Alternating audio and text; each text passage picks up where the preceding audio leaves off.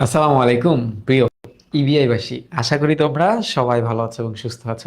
এই রেইনকোটটা খুবই গুরুত্বপূর্ণ, কারণ এটা হচ্ছে মুক্তিযুদ্ধের প্রেক্ষাপটে লেখা। 2 ঘন্টা হবে ক্লাস আজকে। প্রেক্ষাপটে লেখা, মুক্তিযুদ্ধের প্রেক্ষাপটে লেখা। ওকে, মুক্তিযুদ্ধের প্রেক্ষাপটে বা এই টাইপ লেখা দুইটা পাবা। একটা হচ্ছে ফেব্রুয়ারি 1969, সেটা গণ অভ্যুত্থানের প্রেক্ষাপটে লেখা, আর এটা সরাসরি মুক্তিযুদ্ধের প্রেক্ষাপটে লেখা। হ্যাঁ, এই রচনাটা খুব হালকা পাতলা রচনা, ব্যাপারটা এরকম না। এই রচনাটা খুবই ইম্পর্টেন্ট। হ্যাঁ, এই রচনাটা খুবই ইম্পর্টেন্ট এবং আখতারুজ্জামান ইলিয়াস, ইনার সম্পর্কে তোমরা খুব একটা ধারণা রাখো না, এসএসসিতে তার কিছু পড়নি। তো আজ মূল রচনায় যাব আমরা। হ্যাঁ, আজ শুরুই করব আমরা মূল রচনা দিয়ে কবি পরিচিতি দিয়ে না। কবি পরিচিতি সলভ ক্লাসে পড়াবো, কারণ এই কবি পরিচিতিটা মাইকেল মধুসূদন দত্তের মতো বড় কবি পরিচিতি না। এখানে মাত্র 4-5টা বইয়ের নাম আছে এবং সেখান থেকে ইতিহাস আমি সলভ ক্লাসে করাবো তোমাদের। হ্যাঁ, তো এখন কোনো কবি অংশই আমি টাচ করব না। এখান থেকে আমরা মূল রচনা পড়ব। মূল রচনা পড়ার আগে তোমাদের একটা অভ্যাসে পরিণত করতে হবে। সেই অভ্যাসটা হচ্ছে পাঠ পরিচিতিটাকে আগে আগে ধরবা। পাঠ পরিচিতি কেন পাঠ পরিচিতি আগে ধরবা?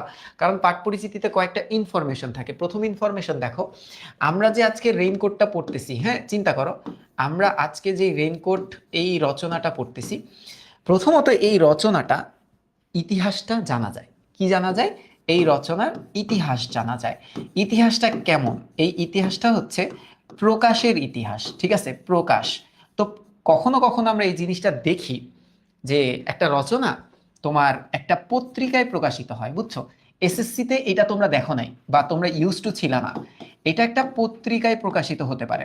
এটা কিন্তু অনেক মজার, একটু ধৈর্য ধরতে হবে। হ্যাঁ, হতে পারে এইটা কোনো একটা বইতে প্রকাশিত হয়েছিল, বইতে প্রকাশ পেয়েছিল। হ্যাঁ, পেয়েছিল, এমন কেস হতে পারে, এমন সিনারি হতে পারে।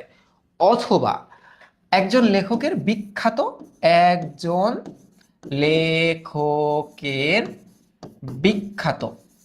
হ্যাঁ বিখ্যাত, তুমি বলতে পারো যে রচনা সমগ্র থেকে চয়ন। এই 3 ধরনের কেস হতে পারে। যেমন তোমরা যখন হচ্ছে তাহারেই পরে মনে পড়বা, হ্যাঁ পুরাতন বইয়ের অনুসারে তাহারেই পরে মনে বইটা, কবিতাটা হচ্ছে 283 নাম্বার পেজে আছে। হ্যাঁ, 26-এর না, 25-এর বই অনুসারে এই কবিতা 283, 84, 85, 86, 87 এই পেজের দিকে পাঠ পরিচিতি পাবা। পাঠ পরিচিতিতে গেলে দেখবা লেখা আছে প্রথম লাইনেই যে তাহারেই পরে মনে মাসিক মোহাম্মদী পত্রিকায় প্রকাশিত হয়েছিল 1935 সালে। মানে কোনো কোনো কবিতা বা রচনা একটা পত্রিকায় প্রকাশিত হয়। হ্যাঁ, এই যে পত্রিকায় প্রকাশিত হয়েছে। আবার অনেক সময় তোমরা একটা জিনিস দেখবা, তোমরা পথের পাঁচালীর পড়ছো না? তোমরা বলবা না ভাই পড়ি নাই। আ মাটির ভেপু পড়ে আসছো না? তো আ মাটির ভেপু এটা কোন বইতে ছিল বলো তো? এটা পথের পাঁচালী নামক একটা বইয়ের একটা বা একটা উপন্যাসের একটা অংশ। আবার অনেক সময় এই জিনিসটা দেখা যায় যে ধরো একজন লেখকের যত বিখ্যাত গল্প আছে না, সবগুলা বিখ্যাত গল্প নিয়ে একটা বই বানাইছে কোন একটা প্রকাশনী। তো সেটা হচ্ছে একজন লেখকের বিখ্যাত রচনা সমগ্র। তো এই যে রেইনকোটটা আমরা পড়তেছি না, এই রেইনকোটের ইতিহাস যদি একটু খেয়াল করো, এটা প্রথম প্রকাশিত হয়েছিল কবে? এটা প্রথম প্রকাশিত হয়েছিল হচ্ছে 1995 সালে। তার মানে প্রথম এমসিকিউ এই যে এইটা, প্রথম এমসিকিউ। এবার দেখো পরে এটি লেখকের সর্বশেষ গল্প গ্রন্থ, মানে বুঝছো কিন্তু এই লেখক 5টা গল্প গ্রন্থ লিখছে, তার ভিতরে লাস্ট যে গল্প গ্রন্থ তার নাম ছিল এই যে জাল স্বপ্ন, স্বপ্নের জাল। এটা কি? এটা গল্পের বই, এটা একটা বুক। এই বইয়ের ভিতরে 1997 সালে সংকলন করা হয়। মানে ধরো লেখক আগে অনেকগুলা রচনা লিখে রাখছে, এখন তার একটা গল্পের বই আসছে। সে কি করলো, যে আমার একটা গল্প ছিল, যে গল্পটাকে আমি কোনো বইতে প্রকাশ করিনি, সেই গল্পটাকে আমি কোনো পত্রিকায় প্রকাশ করছি, এখন একটা কাজ করি, ওই গল্পটা আমি এই নতুন বইয়ের ভিতরে দিয়ে দিই, তাহলে অনেক পাঠক আছে যারা পড়ে আনন্দ পাবে। তো এরকম একটা সিনারি হতে পারে। তাহলে এটা হচ্ছে 2 নাম্বার এমসিকিউ। এমসিকিউ নাম্বার 2, প্রথমটা কত সালে প্রকাশিত হয়, তারপরে কত সালে সংকলিত হয়। সংকলন মানে গোছানো। এরপর দেখো এই গল্পের পাঠ, অর্থাৎ তোমাদের এইচএসসি তে, হ্যাঁ এইচএসসি তে যে গল্পটা রেইনকোট, এই গল্পের পাঠ গ্রহণ করা হয়েছে আখতারুজ্জামান ইলিয়াস রচনা সমগ্র 1 থেকে। এইটা হচ্ছে এমসিকিউ 3। মানে কি? মানে ধরো এই আখতারুজ্জামান ইলিয়াস রচনা সমগ্র 1, এটা একটা বইয়ের নাম। এই বইটা আখতারুজ্জামান নিজে লেখে নাই, এটা ধরো তার মৃত্যু পরবর্তী সময় তার যত বিখ্যাত গল্পগুলো আছে সেগুলাকে নিয়ে একটা বই কোনো একটা প্রকাশনী বের করছে, সেখান থেকে নিয়ে দেওয়া হয়েছে। এখন তোমরা বলতে পারো ভাই পার্থক্যটা কি হয়, যে মূল রচনা তারপর লেখক একটা বইতে নিছে, তারপর আবার তার পাঠক গোষ্ঠী বা প্রকাশনী একটা বইতে নিছে, এটার আসলে মূল পার্থক্যটা কি? মূল পার্থক্যটা হচ্ছে কিছু লাইন টাইন বাদ দেওয়া হয়, বুঝতে পারছো? অনেক সময় যেমন বিদ্রোহী যে কবিতাটা, এই কবিতা কিন্তু পুরা কবিতা তোমাদের বইতে দেয় নাই, মাত্র 56 লাইন দিছে। এখানে তো প্রায় 139টা লাইন আছে, তো একটু কাটছাট করা হয় আর কি, ঠিক আছে? তো এখানে 3টা এমসিকিউ। এই বই তোমরা পড়বা কিভাবে? তোমাদের পড়ার জন্য একটা বই বের করছিলাম আমি এসএসসি এইচএসসি 25-এর জন্য। সেই বইয়ের রেইনকোট যে অংশটা, সেই অংশটাই এখানে আছে, তোমাদের জন্য আমি নিয়ে রাখছি। হ্যাঁ, মূল বইটাতে এত গ্যাপ নাই, এটা তোমাদের বোঝার সুবিধার্থে একটু স্পেস বাড়ানো। তো এখানে দেখো উৎস পরিচিতি, মানে কোন উৎস থেকে নেওয়া হয়েছে, কথাটার অর্থ হচ্ছে রচনা। হ্যাঁ, রচনা আহ কোথা থেকে, কোথা থেকে নেওয়া হয়েছে, হ্যাঁ নেওয়া হয়েছে, রচনা কোথা থেকে নেওয়া হয়েছে। এই যে প্রশ্নটা, এখানে আমরা 3টা উত্তর পাইছি না, যে সর্বপ্রথম কোথায় প্রকাশিত হয়, কোন গ্রন্থে এটা সংকলিত হয়, এবং তোমাদের পাঠ থেকে নেওয়া হয়েছে, এই জিনিসগুলা। তো এটা একটা প্র্যাকটিস শিট, তোমরা তোমাদের বাংলার যেই লিঙ্কটা আছে এই ক্লাসে আমি অ্যাড করে দিব একটু পরে ক্যাপশনের উপরে, সেখানে তোমরা ঢুকলেই এই পুরাটা পাবা। এখানে ক খ গ ঘ এমসিকিউ সব পাবা তোমরা, একটু পরে দেখো। আচ্ছা, এখন আমরা এখানে একটু আসি। দেখো এই পাঠে কেন পড়তেছি আমরা, এটা পড়ার উদ্দেশ্যটা কি, এটার একটা উদ্দেশ্য আছে। দেখো, মুক্তিযুদ্ধের সময়কালের ঢাকার পরিস্থিতি নিয়ে গল্পটা রচিত। প্রশ্নটা আসবে এই যে কোন পরিস্থিতি বা কোন স্থানের, কোন স্থানের, হ্যাঁ এই প্রশ্নটা আসবে যে কোন স্থানের পরিস্থিতি নিয়ে গল্পটা লেখা, এটা শুধুমাত্র ঢাকা কেন্দ্রিক। ঠিক তেমনি তোমরা পড়ছিলা 71-এর দিনগুলো জাহানারা ইমামের, ওইটাও ঢাকা কেন্দ্রিক ছিল। এবার একটু দেখো মুক্তিযুদ্ধের তখন শেষ পর্যায়ে, মানে এইটা আমরা মানে রচনার প্রেক্ষাপটে যদি দেখি, হেমন্তকালে লেখা, হেমন্ত, হেমন্তকালে, তাহলে হেমন্তের পর আসে শীতকাল। শীতকাল থাকে তো আমরা জানি হচ্ছে নভেম্বর ডিসেম্বর জানুয়ারি ফেব্রুয়ারি পর্যন্ত, তাই না? তার মানে অক্টোবরের আশেপাশে এই রচনাটা লেখা। মানে রচনা কবে লেখা এটা জানি না, রচনা তো লেখা হচ্ছে 97 সালে, তাই না, 95 সালে, কিন্তু ঢাকার পরিস্থিতি হচ্ছে তখন অক্টোবর মাস চলতেছে, যুদ্ধের প্রায় শেষ শেষ অবস্থা। ঢাকায় তখন মুক্তিযোদ্ধাদের গেরিলা আক্রমণ শুরু হয়েছে। এই মুক্তিযুদ্ধ মানে কি? মুক্তিযুদ্ধ মানে এটা কিন্তু বাঙালি, হ্যাঁ বাঙালি যারা ছিল তারাই তো গেরিলা বাহিনীতে ছিল। এখন তোমরা বলতে পারো যে গেরিলা কি? গেরিলা মানে এরা হঠাৎ আক্রমণ করতো, বুঝছো? এরা হঠাৎ অ্যাটাক দিত, হঠাৎ অ্যাটাক দিত, এরাই ছিল গেরিলা।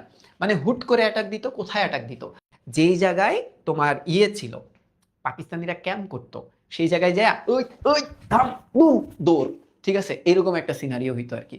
তো এবার কি হলো দেখো, তারই একটি ঘটনা এই গল্পের বিষয়। তার মানে গেরিলা একটা অ্যাটাক হইছে। কোথায় হইছে জানো? আমি তোমাদের বলি। গল্পটা পড়লে যেটা মনে হয় যে ঢাকা কলেজে হইছে, কারণ নিউ মার্কেটের পাশের একটা কলেজ, তো নিউ মার্কেটের পাশে তো ঢাকা কলেজই আছে। অর্থাৎ একটা কলেজে একটা অ্যাটাক হইছে, একটা কলেজে, একটা কলেজে একটা অ্যাটাক হইছে, এটাই এই গল্পের বিষয়।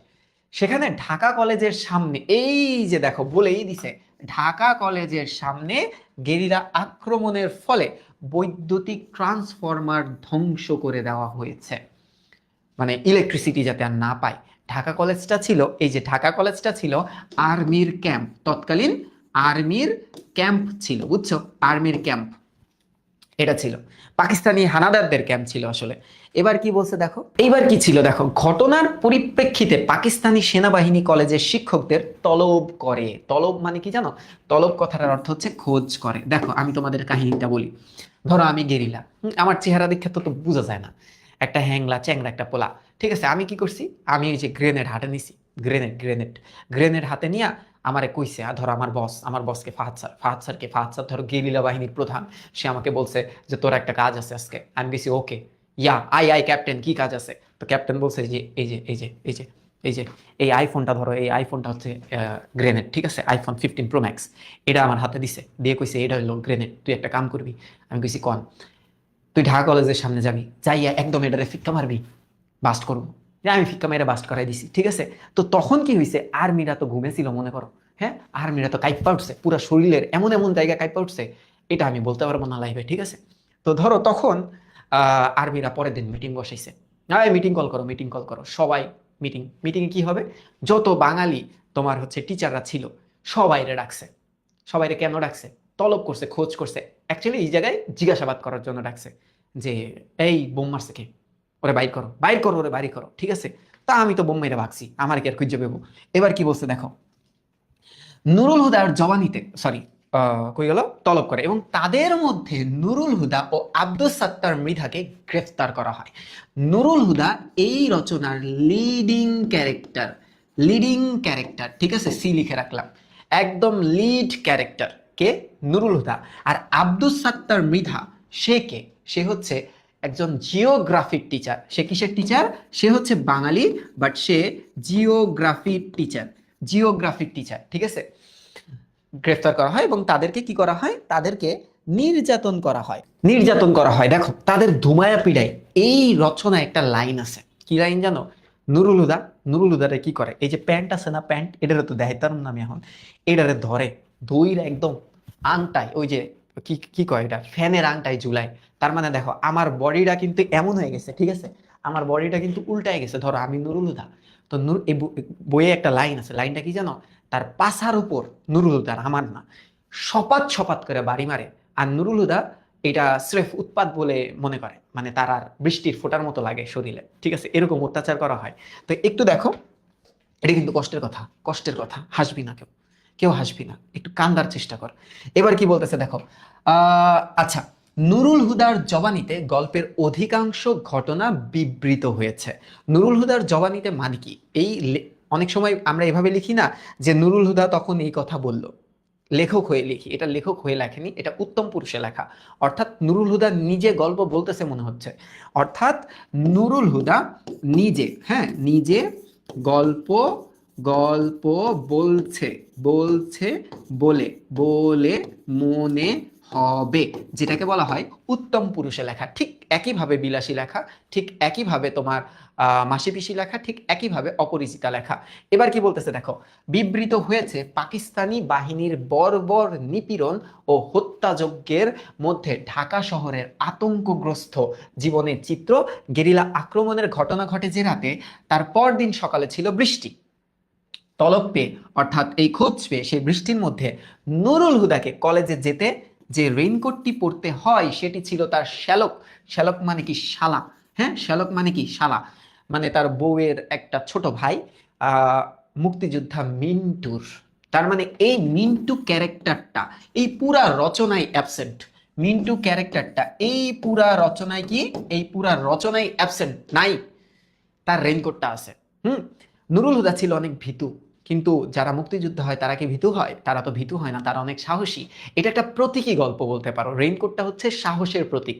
সে যখন রেইনকোটটা পরলো তখন তার মনে আধ্যাত্মিক একটা সাহস আসলো, সে আর ভয় পাইল না। এটাই রেইনকোট। দেখো গল্পে এই রেইনকোটটা প্রতীকী তাৎপর্য অসাধারণ।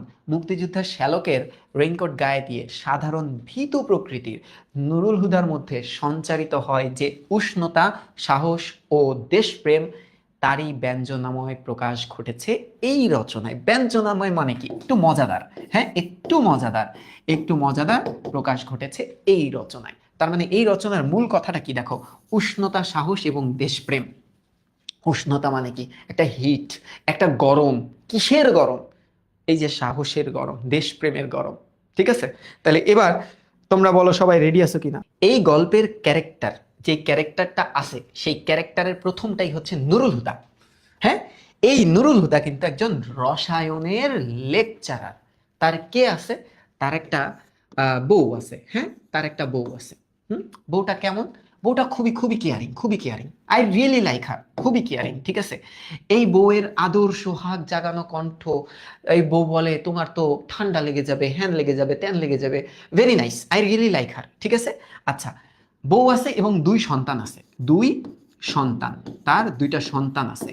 একটা সন্তানের নাম মানে নাম নাই, মানে একটা ছেলে, ছেলের বয়স হচ্ছে 5 বছর, আর একটা মেয়ে আছে, মেয়ের বয়স হচ্ছে 2.5 ইয়ার্স, 2.5 বছর। ঠিক আছে? আচ্ছা, এতটুকু আপাতত একটু মনে রাখো। এই প্রত্যেকটা জিনিস তোমাদেরকে দিয়ে দিব, হ্যাঁ, এই প্রত্যেকটা জিনিস দিয়ে দিব। এই যে আসমা, নুরুল হুদার ওয়াইফ, একমাত্র ওয়াইফ আসমা, এটা একটু মনে রেখো। আর একটু মনে রাখো, এই যে পিয়ন, প্রিন্সিপালের পিয়ন, যার নাম হচ্ছে ইসহাক মিয়া, যার নাম কি ইসহাক মিয়া, সে মানে ওই যে কিরকম জানো, এই যে এলাকার কিছু অভিভাবক থাকে না, প্রিয় অভিভাবক, প্রিয় না, প্রিয় প্রিয় প্রিয় অভিভাবক, হ্যাঁ, প্রিয় অভিভাবক যখন ফোনে কথা বলে তখন তার পাশে যায় চামচা এমনি একটা ছবি তুলে, প্রিয় অভিভাবকের সাথে একদিন। তো এই যে এই ইসাক মিয়া, ও প্রিন্সিপালের সাথে থাকে, তো এই কারণে ওর ভাবটা অনেক, ওকে দেখে মনে হয় যে ও হয়তো বা আর্মির কোনো কর্নেল, ব্রিগেডিয়ার বা তোমার হচ্ছে মেজর, এই টাইপের মানুষ হবে, খুবই পাওয়ার, বাট না পারে ইংলিশ, না পারে উর্দু। এখন মুক্তিযুদ্ধ চলতেছে, এখন সে উর্দুতে কথা বলতেছে, কারণ উর্দুতে যারা কথা বলতো তারা বিশেষ সুবিধা পাইতো। বুঝতে পারছো? তাহলে এতটুকু আপাতত একটু মনে রাখতে হবে যে প্রিন্সিপালের পিয়ন। বাকি যে জিনিসটা আছে এই জিনিসটা আস্তে আস্তে যাব আমরা, হ্যাঁ। তো এখন রচনাটা আমরা শুরু করব। গল্পটা বলার সিচুয়েশনটা আমি বলি। এখন যুদ্ধের শেষ পর্যায়ে, হ্যাঁ, গল্পটা শুরু করতেছি। যুদ্ধের কোন পর্যায়ে? শেষ পর্যায়ে, একদম শেষ পর্যায়ে, হ্যাঁ। আচ্ছা, হেমন্তকাল চলে, হেমন্তকাল চলে, ওকে, হেমন্তকাল চলে। আচ্ছা, প্রায় শীত শীত একটা অবস্থা এবং বৃষ্টি হচ্ছে। বৃষ্টিতে যুদ্ধ হইতো না তখন। মূল যুদ্ধটা কিন্তু আমরা দেখি যে অপারেশন সার্চ লাইট যখন হলো, তারপরে কিন্তু রেগুলারলি ধুম ধুম ধুম ধুম করে যুদ্ধ হয়নি। এটা আর্মিরা সিচুয়েশন বুঝে মানুষকে মারছে, এরকম, হ্যাঁ। প্রথম রাতে যে ধ্বংসযজ্ঞটা হয়েছিল ওইটা ব্যাপক ছিল। এবার একটু দেখো, ভোর রাত থেকে বৃষ্টি। কখন থেকে? ভোর রাত থেকে বৃষ্টি। আচ্ছা, আহা বৃষ্টির ঝমঝম বোল। বোল মানে কি? বোল মানে শব্দ বা আওয়াজ, শব্দ বা আওয়াজ। একটু মন দিয়ে পড়াটা পড়ো। এই বৃষ্টির মেয়াদ আল্লাহ দিলে পুরো 3 দিন। কিভাবে? হাউ, কিভাবে একটু খেয়াল করো। হাউ, হ্যাঁ, যে 3 দিন কেন? 4 দিন, 5 দিন, 6 দিন, 1 দিন, 2 দিন, হ্যাঁ, হতে পারে 7 দিন হতে পারে। কারণ শনিতে 7, মঙ্গলে 3, আর সব দিন দিন। আর সব দিন দিন মানে কি? এই কথাটার অর্থ কি? এখানে একটা জেনারেল স্টেটমেন্ট দিছে, দেখো, শনিতে 7, যদি শনিবারে বৃষ্টি শুরু হয়, হ্যাঁ, তাহলে 7 দিন বৃষ্টি হবে। যদি মঙ্গলবারে বৃষ্টি শুরু হয় তবে 3 দিন বৃষ্টি হবে। কদিন? 3 দিন। কেন? তখনকার মানুষের এই ধারণা ছিল সপ্তাহের শুরুর দিন যদি বৃষ্টি হয় তাহলে আল্লাহ দিলে 7 দিন বৃষ্টি হবে। শনি, রবি, সোম, মঙ্গল, বুধ, বৃহস্পতি, শুক্র, 7 দিন বৃষ্টি হবে। যদি মঙ্গলবারে বৃষ্টি হয় তাহলে বুধ, বৃহস্পতি, শুক্র, 3 দিন বৃষ্টি হবে। এটা তৎকালীন মানুষের একটা মানে বিশ্বাস ছিল, কারণ ওই টাইমে হচ্ছে বৃষ্টির সিজন চলতেছে, এরকম একটা সিনারিও। ঠিক আছে? তাহলে আমার প্রশ্ন হচ্ছে, এই বৃষ্টির মেয়াদ আল্লাহ দিলে পুরো 3 দিন, এইটা কেউ ব্যাখ্যা করতে পারবা যে আজকে কি বার? তাহলে হ্যাঁ, ব্যাখ্যা দিতে পারবা যে কি বার? কি বার? হিসাব করে দেখো তো। ওরা বলছে মঙ্গলে যদি বৃষ্টি হয়, হ্যাঁ, মঙ্গলে যদি বৃষ্টি হয় তাহলে 3 দিন, তাহলে এখন মঙ্গলবার চলে, কারণ বলছে আল্লাহ দিলে এই বৃষ্টির মেয়াদ পুরো 3 দিন। এবার একটু খেয়াল করো, এটা জেনারেল স্টেটমেন্ট, অর্থাৎ এটা সকল মানুষের কথা, এটা একটা জনশ্রুতি। এটাকে তুমি বলতে পারো এটা একটা জনশ্রুতি। জনশ্রুতি কথাটার অর্থ কি? মানে মানুষের মুখে শোনা কথা। স্পেসিফিক ক্লাসিফিকেশনও আছে, এটার আবার কিছু ব্যাখ্যা আছে। এটার কি আছে? এটার কিছু ব্যাখ্যা আছে, হ্যাঁ, ডিটেল ব্যাখ্যা আছে। কেমন ব্যাখ্যা? একটু যদি চিন্তা করো, দেখো, তখনকার মানুষের বিশ্বাসটা এরকম ছিল যে মঙ্গলে যদি ভোর রাত থেকে বৃষ্টি হয় তবে 3 দিন মেঘের গুরু গুরু থাকবে, ভোর রাতে যদি শুরু হয়। তারপর বুধের সকালে নামলো জল, অর্থাৎ মঙ্গলবার সারাদিন মেঘে গুড়গুড় করবে, বুধবার সকাল খুব জোরে বৃষ্টিপাত হবে, বিকালে মেঘ এবার কয় চল, বিকালে এবার মেঘ ভেঙে যেতে চায়, বৃহস্পতিবার শুক্র কিছুই বাদ নাই, তার মানে বৃষ্টি হবেই, বৃষ্টি হবেই। ঠিক আছে? রেইন হবেই। আচ্ছা, কিন্তু এখন ভুলে গেছে, কিন্তু এখন ভুলে গেছে। কে ভুলে গেছে? মানুষ ভুলে গেছে এই কথাগুলো। এখন মানুষ ভুলে গেছে। যেটুকু মনে আছে, পুরো বেড কভারের নিচে গুটিসুটি মেরে শুয়ে আর এক পশলা ঘুমিয়ে নেওয়ার জন্যই তাই যথেষ্ট। স্বাভাবিক, বউ আছে, ঘুমাবেও, ঠিক আছে, রেস্ট নেবে, চিন্তা নাই, আমাগো তো নাই, আমরা পড়াবো। এবার একটু দেখো, মানে একটু ঠান্ডা ঠান্ডা, অন্তত 3 দিন ফুটফাট বন্ধ। ফুটফাট কথাটার অর্থ হচ্ছে যুদ্ধ বন্ধ, অর্থাৎ গুলির আওয়াজ বন্ধ। বাদলায়, বাদলা মানে বৃষ্টিতে, বাদলা মানে কি বৃষ্টিতে বন্দুক বারুদ কি একটু জিরিয়ে নেবে না? এই কয়টা দিন নিশ্চিন্ত আরাম করো। কেন? কারণ যুদ্ধ হবে না। হ্যাঁ, যুদ্ধ হবে না। টেনশন কি? টেনশন কম, টেনশন কম। লেখো, বুঝছি। তা আর কই হইল, তা আর হলো কই, তার মানে তার ঘুম হলো না। হ্যাঁ, তার ঘুম হলো না। হ্যাঁ, দেখো, ম্যান প্রপোজেস, এরপরে যে একটা লাইন আছে, এই লাইনটা হচ্ছে এরকম, গড ডিসপোজেস। আচ্ছা, একটু খেয়াল করো, ম্যান মানে মানুষ, প্রপোজেস মানে কি? মানুষ কিছু চায় বা চাওয়া। হ্যাঁ, আর গড ডিসপোজেস, ডিসপোজেস কথাটার অর্থ হচ্ছে নিষ্পত্তি। ডিসপোজেস কথাটার অর্থ কি?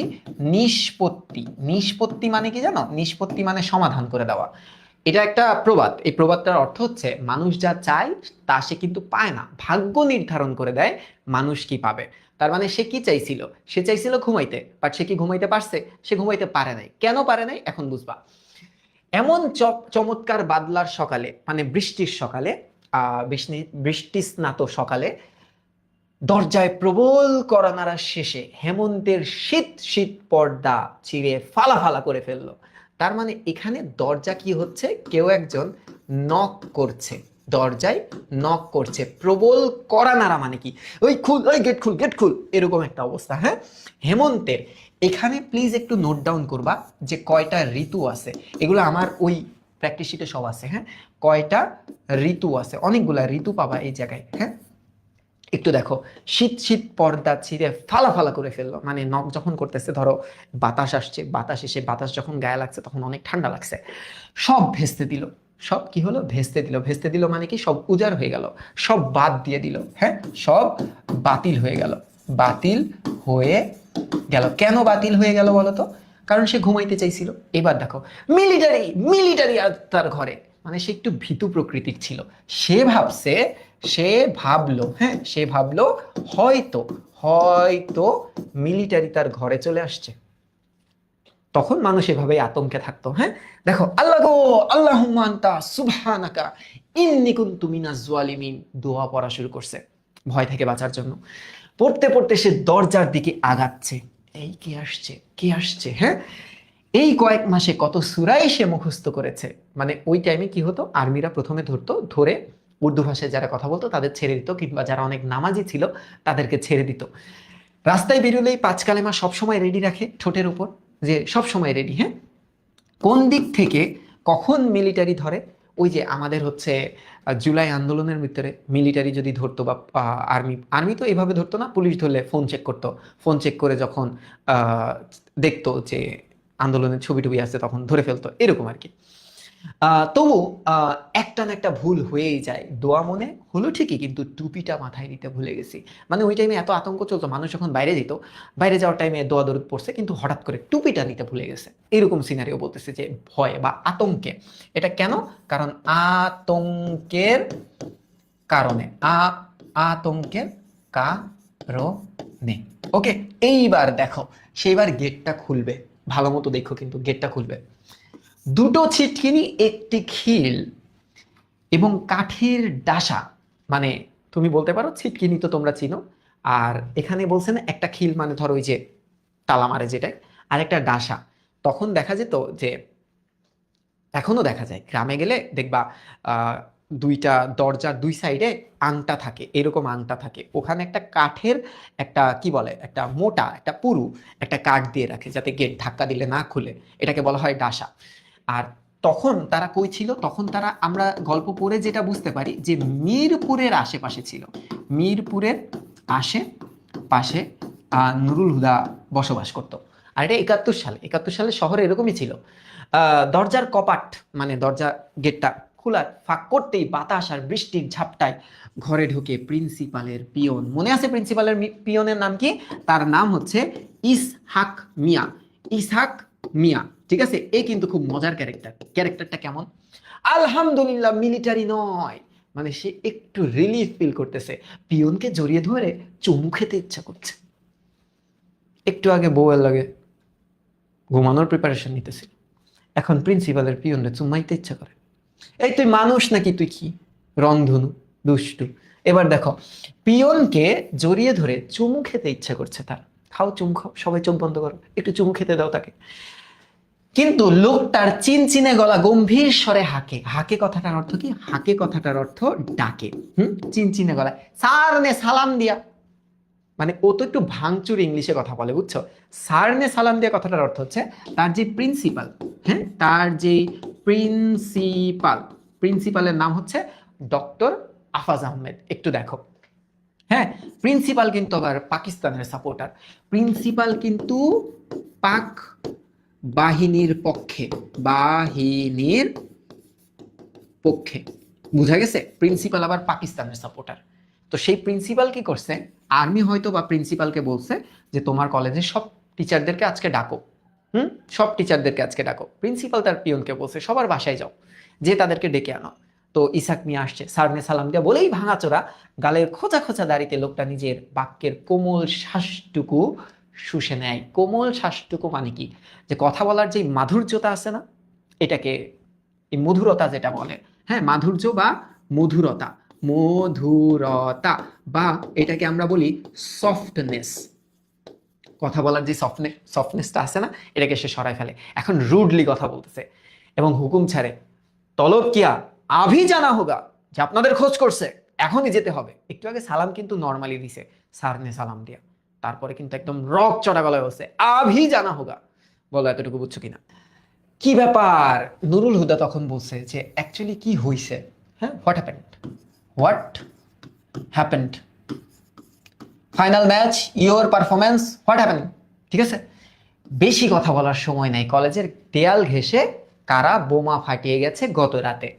নুরুল হুদা বলতেছে মানে হোয়াট, এই কিভাবে সম্ভব? তখন আমাদের ইসাক বলতেছে মিসকিরিয়ান লোক इलेक्ट्री ट्रांसफॉर्मर तोड़ दिया और वापस जाने के टाइम प्रिंसिपल का साहब का कोठी में ग्रेनेड फेंका, गेट तोड़ दिया। কথাটার অর্থ কি? এই কথাটার অর্থ হচ্ছে মিসক্রিয়েন্ট। হ্যাঁ, মিসক্রিয়েন্ট, মিসক্রিয়েন্ট মানে হচ্ছে বাঙালিদেরকে বোঝাচ্ছে। মিসক্রিয়েন্ট বলতে বাঙালিদের বোঝানো হচ্ছে, কিন্তু অ্যাকচুয়ালি মিসক্রিয়েন্ট শব্দের অর্থ হচ্ছে যারা বোমাবাজি করে বেড়ায় বা যারা দুষ্কৃতকারী তাদেরকে বোঝায়। আচ্ছা, লোক ইলেকট্রি ট্রান্সফরমার অর্থাৎ ইলেকট্রিক, ইলেকট্রিক, হ্যাঁ, ইলেকট্রিক ট্রান্সফরমার, ট্রান্সফরমার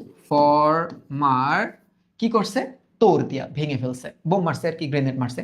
আর ওয়াপাস মানে কি? ফিরে যাওয়ার সময়, ফিরে যাবার সময়, হ্যাঁ, ফিরে যাওয়ার সময় প্রিন্সিপাল সাহাব মানে স্যার, প্রিন্সিপাল স্যার এর কোঠিনে, কোঠি কথাটার অর্থ হচ্ছে রুম, এ গ্রেনেড ফেকা, গেট তোড় দিয়া, মানে বিশাল ব্যাপার। ওখানে কি হয়েছিল আসলে?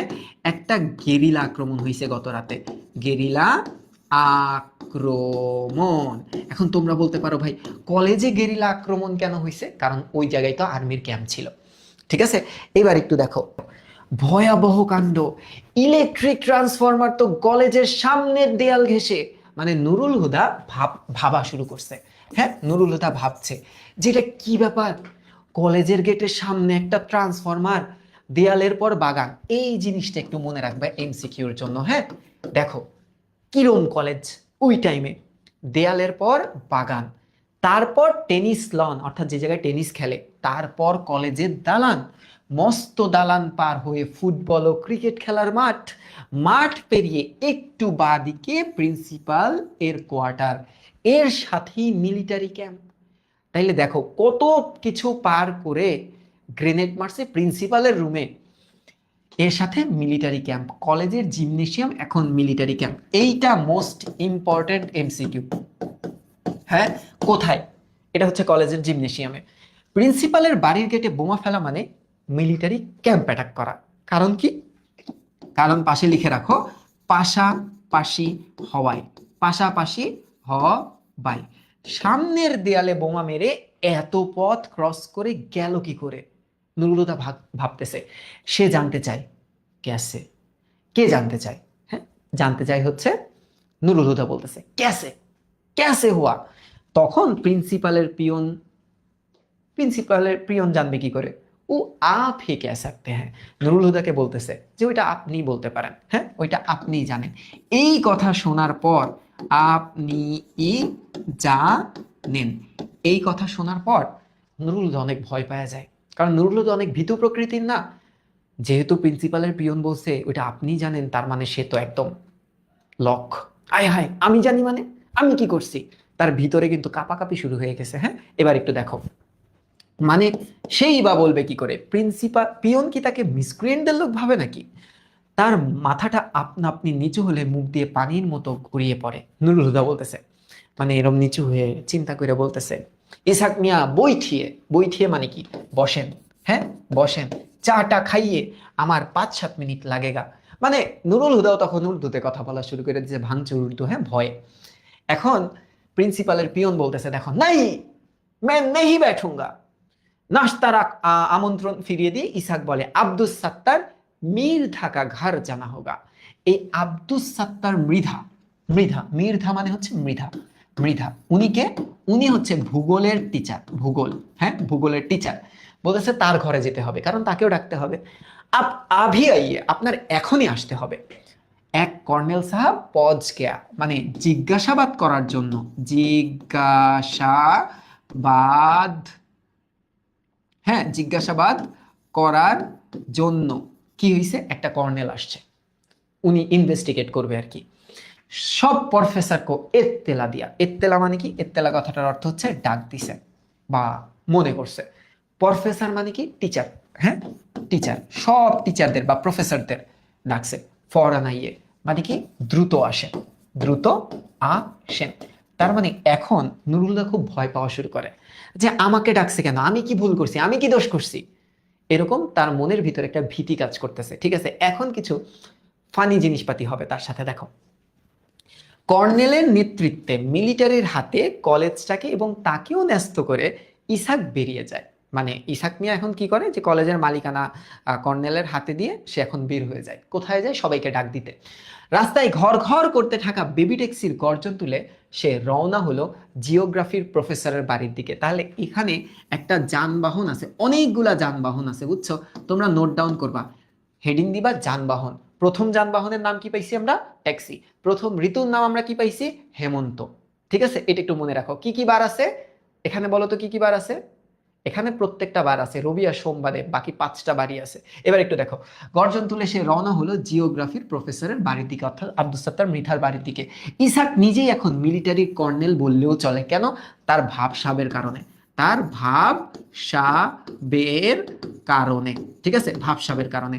তবে ভোরবেলা যেহেতু কলেজের ভিতরে কর্নেল এসে পড়ছে, তাই তাকে তো এখন আর কর্নেল বলা যাবে না। সে কর্নেলের মতো ভাব ধরে আছে, কিন্তু কর্নেল, অ্যাকচুয়াল কর্নেল তো এসে পড়ছে। খোদ আশায় সে হয়তো ডেমোটেড হয়ে লেফটেন্যান্ট কর্নেলের দিকে গেছে। মানে এখন তো আর সমান সমান হবে না, নিচের পদটা তাকে দেওয়া যাবে। তো তোমরা হয়তো বা জানো, আর্মিতে যখন মানুষ প্রথমে ঢোকে লেফটেন্যান্ট পর্যায়ে যায়, লেফটেন্যান্টের পরে ক্যাপ্টেন, ক্যাপ্টেনের পরে কি? ক্যাপ্টেনের পরে হচ্ছে মেজর, মেজরের পরে হচ্ছে লেফটেন্যান্ট কর্নেল, তারপর কি? তারপর হচ্ছে কর্নেল। ঠিক আছে, তার মানে এটা বলা যায় যে নিচের থেকে যদি অফিসার র্যাঙ্ক দেখি, তাহলে পঞ্চম র্যাঙ্কটাই আসে হচ্ছে কর্নেল।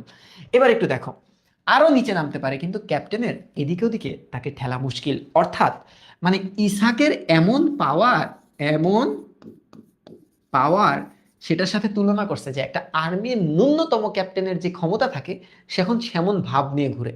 এবার কি বলতেছে দেখো, মিলিটারি প্রাদুর্ভাবের পর থেকে তাকে কলেজে দেখে সবাই তটস্থ। প্রাদুর্ভাব মানে কি?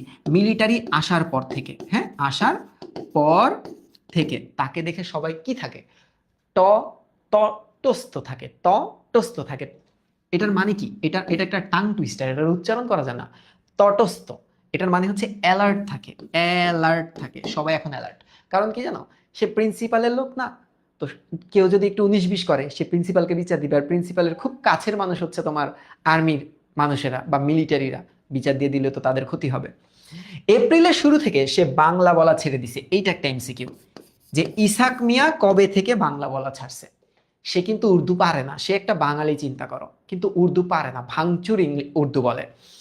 কোন কালে দাদা না পরদাদার ভাইরার মামু না কে যেন, মানে তার বংশের, অর্থাৎ তার বংশের, একটু দেখো, তার বংশের কে যেন দিল্লিওয়ালা, অর্থাৎ দিল্লিতে কিন্তু উর্দু ভাষায় কথা বলতো তখন মানুষের, কারণ দিল্লি ছিল হচ্ছে তোমার মুঘলের রাজধানী, ওরা তো আবার উর্দুতে কথা বলতো।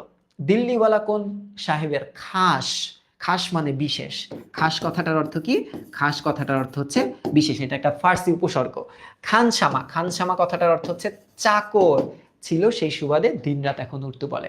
এই কথাটা এরকম কি জানো, যে ধরো তুমি বলো না তোমার পরিবারের বংশের অনেক দূর সম্পর্কের একজন বহু আগে জমিদার ছিল, তো তুমি বলো আমার এই ওই ওই জায়গাকার জমিদার ছিল, আমার নানার নানা জমিদার ছিল, হ্যাঁ, তো এই অভ্যাস আমি আমার নানার নানা থেকে পাইছি, কারণ সেও জমিদার ছিল, আমার চাল চলনেও জমিদারি ভাব আছে। তো এখন এই ইসাক মিয়ার কোনো ফ্যামিলি মেম্বার বহু দূর সম্পর্কের যে বহু আগে দিল্লিতে থাকতো, তো দিল্লির মানুষ উর্দুতে কথা বলতো, তো সে মনে করে যে যেহেতু তার পরিবারের মানুষ ওখানে থাকতো, হয়তোবা এটার জন্য সে উর্দু ভাষাটাকে খুব সহজে রপ্ত করতে পারছে। এবার দেখো কি বলতেছে, এইবার দেখো, হ্যাঁ, এইবার কি বলতেছে দেখো, একটু খেয়াল করো। আমি তোমাদেরকে বলছি না যে ওর বউটাকে I really like her wife, কারণ খুবই কেয়ারিং, কেয়ারিং কেমনে বুঝছি কেয়ারিং দেখো। এখন আসমা, আসমাকে, আসমা, আসমা হচ্ছে নুরুল হুদার একমাত্র ওয়াইফ, সে বলতেছে যেতেই হবে তোমার, এই শুনছো, ওগো শুনছো, তোমার কি এখনই যেতে হবে?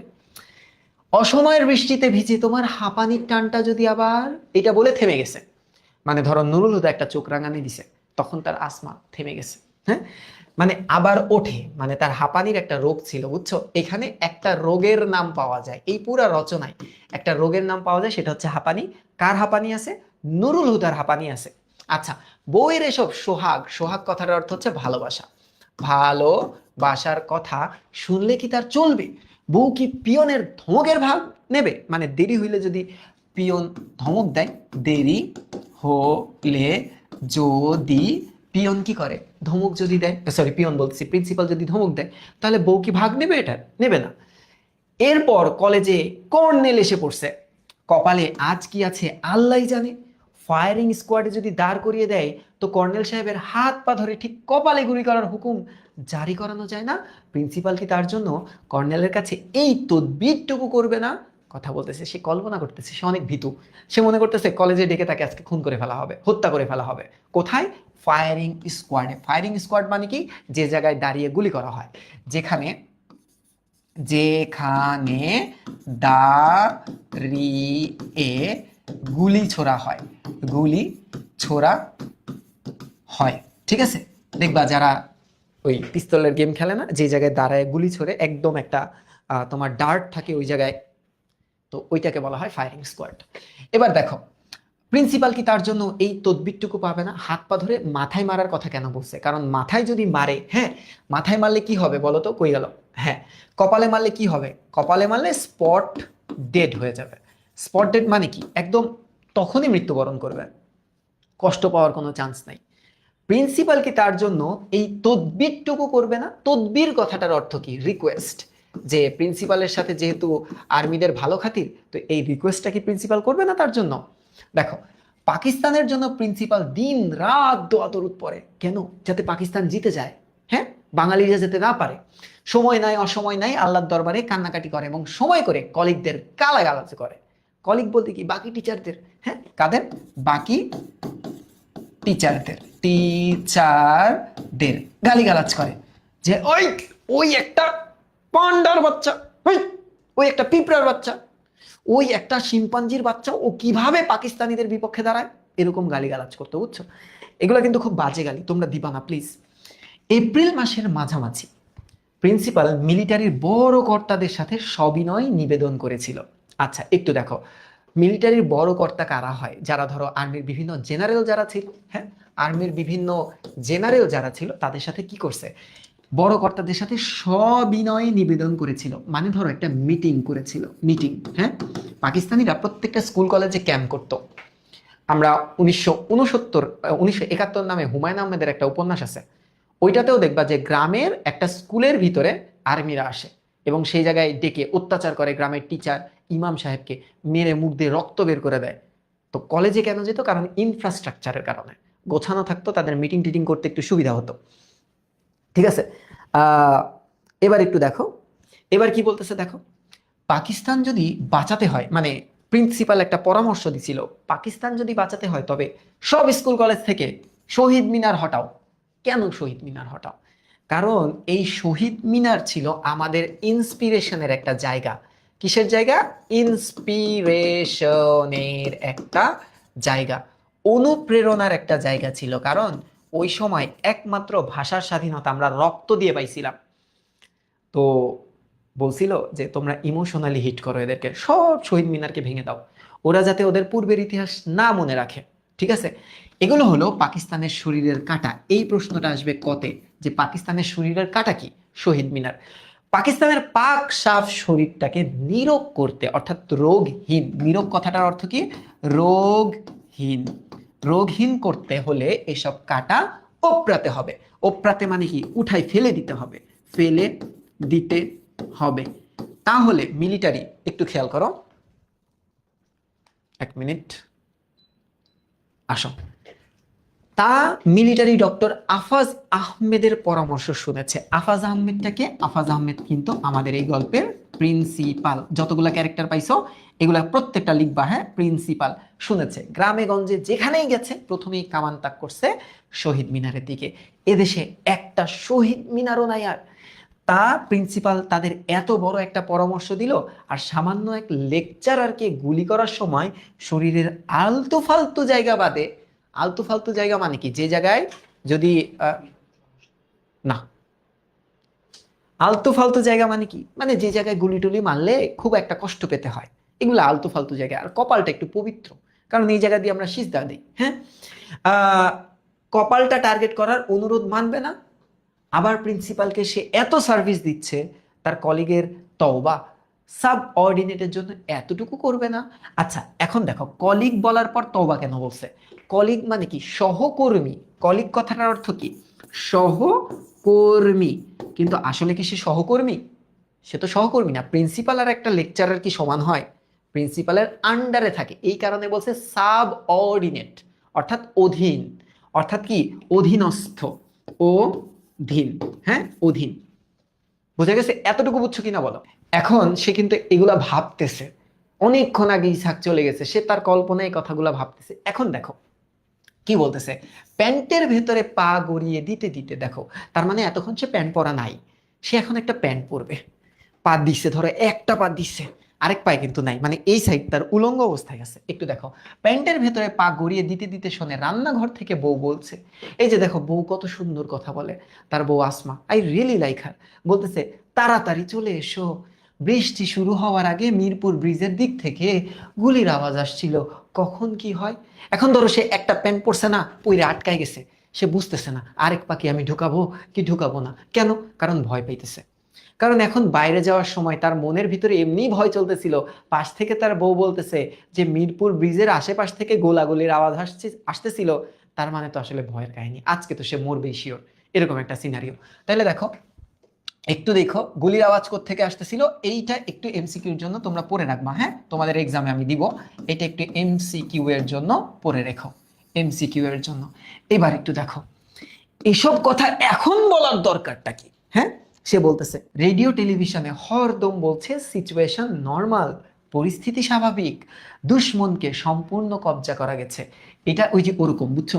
ধরো বিটিভি চালায় রাখছে জুলাইয়ের মধ্যে, হ্যাঁ? বিটিভি বলতেছে ওয়াও কি সুন্দর বাম্পার ফলন হয়েছে বাতাবি লেবুর, আপনারা বাতাবি লেবু কিনুন এবং খান এবং ঘুমান এবং ঘুরে বেড়ান। এই স্বাভাবিক দেখাইতেছিল না, সিচুয়েশন নর্মাল। তো তখনও তো সরকারের হাতেই কন্ট্রোলটা ছিল, সরকারই তো পাকিস্তান ছিল, তাই না? দেখো মিসক্রিয়েন্টরা সব খতম। ওই যে যারা হচ্ছে আগুন টাগুন স্থাপনায় জ্বালাই দিতেছিল, বিটিভি জ্বালাই দিছিল, তখন সব নায়ক নায়িকারা যারা আওয়ামী লীগ পন্থী ছিল তারা যে বলতেছিল না যে এই কাজগুলা জামাত শিবিরের মানুষজন করছে, এই কাজগুলা বিএনপির লোকজন করছে, তো ওরাও তখন বলতো যে দুশ্মন, অর্থাৎ দুশ্মন বলতে কিন্তু এই জায়গায় বাঙালিদেরকে বোঝানো হচ্ছে, বুঝছো? এই জায়গায় বাঙালি গেরিলা বাহিনীকে বোঝানো হচ্ছে। সম্পূর্ণ কবজা করা গেছে, কবজা মানে ধরা খাইছে, সবাইকে ধরছে, মিসক্রিয়েন্ট সব খতম। প্রেসিডেন্ট, তখন প্রেসিডেন্ট কে ছিল? তখন প্রেসিডেন্ট ছিল হচ্ছে ইয়াহিয়া খান। ইয়াহিয়া খান গণতন্ত্র ফিরিয়ে দিতে বদ্ধপরিকর, যে সবাইকে গণতন্ত্র আসবে, আপনারা অপেক্ষা করুন। এখন দেখো কিছুদিন বাদে বাদে তার ভাষণ শোনা যায়, সে ভাষণে বলে hour ultimate aim remains the same, that is to hand over power to the elected representatives of the people. কথাটার অর্থ কি? যে our ultimate aim, যে আমাদের লক্ষ্য, আমাদের চূড়ান্ত, আলটিমেট মানে তো চূড়ান্ত, আমাদের চূড়ান্ত লক্ষ্য remains the same, এখনো একই আছে, এখনো কি একই, একই। সেটা কি? that is to, সেটা হলো, সেটা হলো হ্যান্ড ওভার পাওয়ার, যে ক্ষমতা হস্তান্তর, ক্ষমতা হস্তান্তর টু দি ইলেক্টেড, মানে কি? নির্বাচিত, নির্বাচিত, ইলেক্টেড মানে তো নির্বাচিত, রিপ্রেজেন্টেটিভস, রিপ্রেজেন্টেটিভস মানে কি? নির্বাচিত জনপ্রতিনিধি, জনপ্রতিনিধি, হ্যাঁ নিধি, জনপ্রতিনিধি অফ দ্য পিপল, যেই মানুষের নির্বাচিত জনপ্রতিনিধির হাতেই আমরা ক্ষমতা দিয়ে দিব। সবই তো normal. Bangali, I mean East Pakistani governor, মন্ত্রীরা সবাই ইস্ট পাকিস্তানি। মানে তখন যে আমাদের 70 সালে একটা নির্বাচন হয়েছিল, তোমরা কি জানো এটা? 70 সালের ডিসেম্বরের 7 তারিখে একটা নির্বাচন হয়েছিল, যেটা পাকিস্তানের প্রথম সাধারণ নির্বাচন। আমি বলি ডিসেম্বর 1970। হ্যাঁ, তখন কি হয়? ফার্স্ট জেনারেল, লিখলাম, জেনারেল ইলেকশন হয়। সেই জেনারেল ইলেকশনে আমরা কিন্তু 162টা সিট পাই, সরি 67টা সিট পাই, তাই না? 169-এর ভিতরে। এবং আমরা যদি প্রাদেশিক আসন দেখি, 300টার ভিতরে 300টা, 200 কতটা, 298টা সিট মনে হয় আমরা পাইছিলাম 310টার ভিতরে। তো আমরা তো জিতে গেছি। তো কেন এরকম করতেছে মানুষজন? প্রেসিডেন্ট বলতেছে আমরা তো ক্ষমতা দিয়ে দিব, তো নুরুল হুদা বলতেছে হ্যাঁ আমরাই তো জিতছি, আমাদের সবাই তো নির্বাচিত হয়েছে, খালি ক্ষমতাটা হস্তান্তর করলেই তো হয়ে যায়। আচ্ছা, তার এসব বাজে কথা বলে কেন? ইস, আসমাকে নিয়ে আর পারা যায় না। বাজে কথা মানে কি? ওই যে এই ধরনের কথা কেন বলে? এই বৃষ্টিতে শুধু ছাতাই কোলাবে না গো। দেখো বউ কি সুন্দর কথা বলতেছে, that is why I like Asma. কি বলতেছে? এই বৃষ্টিতে শুধু ছাতাই কোলাবে না গো। বউয়ের আরেক দফা সোহাগ শোনা গেল, তুমি বরং মিন্টুর রেইনকোটটা নিয়ে যাও। এই মিন্টুটাকে, এই মিন্টুটা তার শ্যালক বা শালা, যে মুক্তি বাহিনীতে যোগ দিছে, মুক্তি বাহিনীতে যোগ দিছে। তো সে বলতেছে যে রেইনকোটটা নিয়ে যাও, নিয়ে যাও রেইনকোটটা। এখন আবার বউ বলছে এই কথা। মিন্টুর নাম শুনে তার মনে আবার ভয় ঢুকে গেল। কেন? কারণ মিন্টু তো মুক্তিযোদ্ধা, কেউ তো জানে না, কেউ যদি জেনে যায় তাহলে তো মেরে দিবে। ইস, আবার মিন্টু। এই বউয়ের এই ভাইটার জন্য তাকে এক্সট্রা অ্যালার্ট থাকতে হয়। বাড়ি থেকে, হ্যাঁ হ্যাঁ, তার মগবাজারের 2 কামরার ফ্ল্যাট থেকে মিন্টু চলে গেছে জুন মাসে, জুন মাসের 23 তারিখে। এই পুরা লাইনটাতে এমসিকিউ আছে অনেকগুলা। কোত্থেকে গেছে? মগবাজার থেকে গেছে। কবে গেছে? জুন মাসে গেছে। জুন মাসের কত তারিখে গেছে? 23 তারিখে গেছে। কোথায় গেছে? যুদ্ধে গেছে। 1 তারিখে সে বাড়ি শিফট করলো। কেন? কারণ কেউ যদি জেনে যায়, কেউ যদি জেনে যায় তখন তো সমস্যা, পিড়েইব। হ্যাঁ, বলা যায় না। ওখানে যদি কেউ কিছু আঁচ করে থাকে, আঁচ মানে ধারণা। ও চলে যাওয়ার 3 দিন পরেই পাশের ফ্ল্যাটের গোলগাল মুখের মহিলা তার বউকে জিজ্ঞেস করছিল, দেখো এই ভাবি সম্প্রদায় 1971 সালেও ছিল, এখনো আছে। ভাবি, আপনার ভাইকে আর দেখছি না। তো ভাবি, তুমি তার ভাইকে কেন দেখবা? তোমার নিজের ভাই নাই? তুমি তোমার নিজের ভাইয়ের সাথে থাকো। আচ্ছা, ব্যাস এই শুনেই সে বাড়ি বদলানোর জন্য লেগে গেল হন্যে হয়ে। মানে কি? স্বীকার করতে যে বাড়ি এখন খোঁজা লাগবে, যেহেতু পাশের বাসার ভাবি বলে ফেলছে যে আপনার ভাইকে তো আর দেখি না। যদি আসমা ভুল ক্রমে মুখ দিয়ে উচ্চারণ করে ফেলে যে আমার ভাই তো মুক্তিযুদ্ধে গেছে, তাহলে তো বিপদ, কথা তো চারিদিকে ছড়ায় যাবে। দেখো, এই শুনেই সে বাড়ি বদলাবার জন্য লেগে গেল হন্য হয়ে। মিলিটারি লাগার পর থেকে এই নিয়ে 4 বার বাসা পাল্টানো হয়েছে। এটা মহা গুরুত্বপূর্ণ একটা এমসিকিউ। কয়বার? 4 বার। কয়বার? 4 বার বাসা পাল্টানো হয়েছে। এখানে আসার পর, মানে এখানে বলতে তুমি বলতে পারো যে মিরপুরের আশেপাশে, কারণ আমরা ধারণা পাই অনেকবার। নিচতলার ভদ্রলোক একদিন বলছিল, আমার ভাইটাকে আর ঢাকায় রাখতে পারলাম না। এটার একটা কারণ ছিল যে ইয়াং যারা ছিল না, ইয়াং যারা ছিল, হ্যাঁ ইয়াং যারা ছিল তাদেরকে গ্রামে পাঠাই দিত। কারণ আমরা জুলাইয়ের টাইমেও দেখছিলাম যখন স্যারদেরকে ধরে নিয়ে গেল, ফাহাদ স্যার সানি ভাইকে ধরে নিয়ে গেল, তখন আমরা যখন থানায় যাব, কারণ তখন তো আমরা জানি না যে তাদের আটকায় রাখবে, তো ফাহাদ স্যার, সানি ভাই, আমি, মনির স্যার, এই চারজনের নামে ধরতে আসছে যে এরা কারা। হুম, আমি ছিলাম না, লাকিলি বেঁচে গেছিলাম। তো তারপর যখন স্যারদেরকে থানায় নিয়ে গেল, তো আমাদেরকে একজন পুলিশ সদস্যের একটা ছেলে হেল্প করছিল। তো তখন সে বলে যে ইয়াং কেউ যায়েন না, কারণ ইয়াং কেউ যদি যান তাহলে ওরা আটকায় ফেলবে। তো তখন মুক্তিযুদ্ধের টাইমেও যারা ইয়াং ছিল তাদেরকে বাসায় রাখতো না। হ্যাঁ, রিস্ক ছিল ওই টাইমে। বাড়ি পাঠিয়ে দিলাম। শুনে বুকটা তার ঠিপ ঠিপ করছিল, মানে আবার দেখো, তার আবার ভয় লাগা শুরু হয়েছে যে তারও তো একটা শালা আছে। এবার যদি তার শালার প্রসঙ্গ তোলে, নিরাপত্তার জন্যই সে এখানে এসেছে, কলেজ থেকে দূরে, আত্মীয় স্বজন থেকে দূরে, শহর থেকে দূরেই বলা যায়।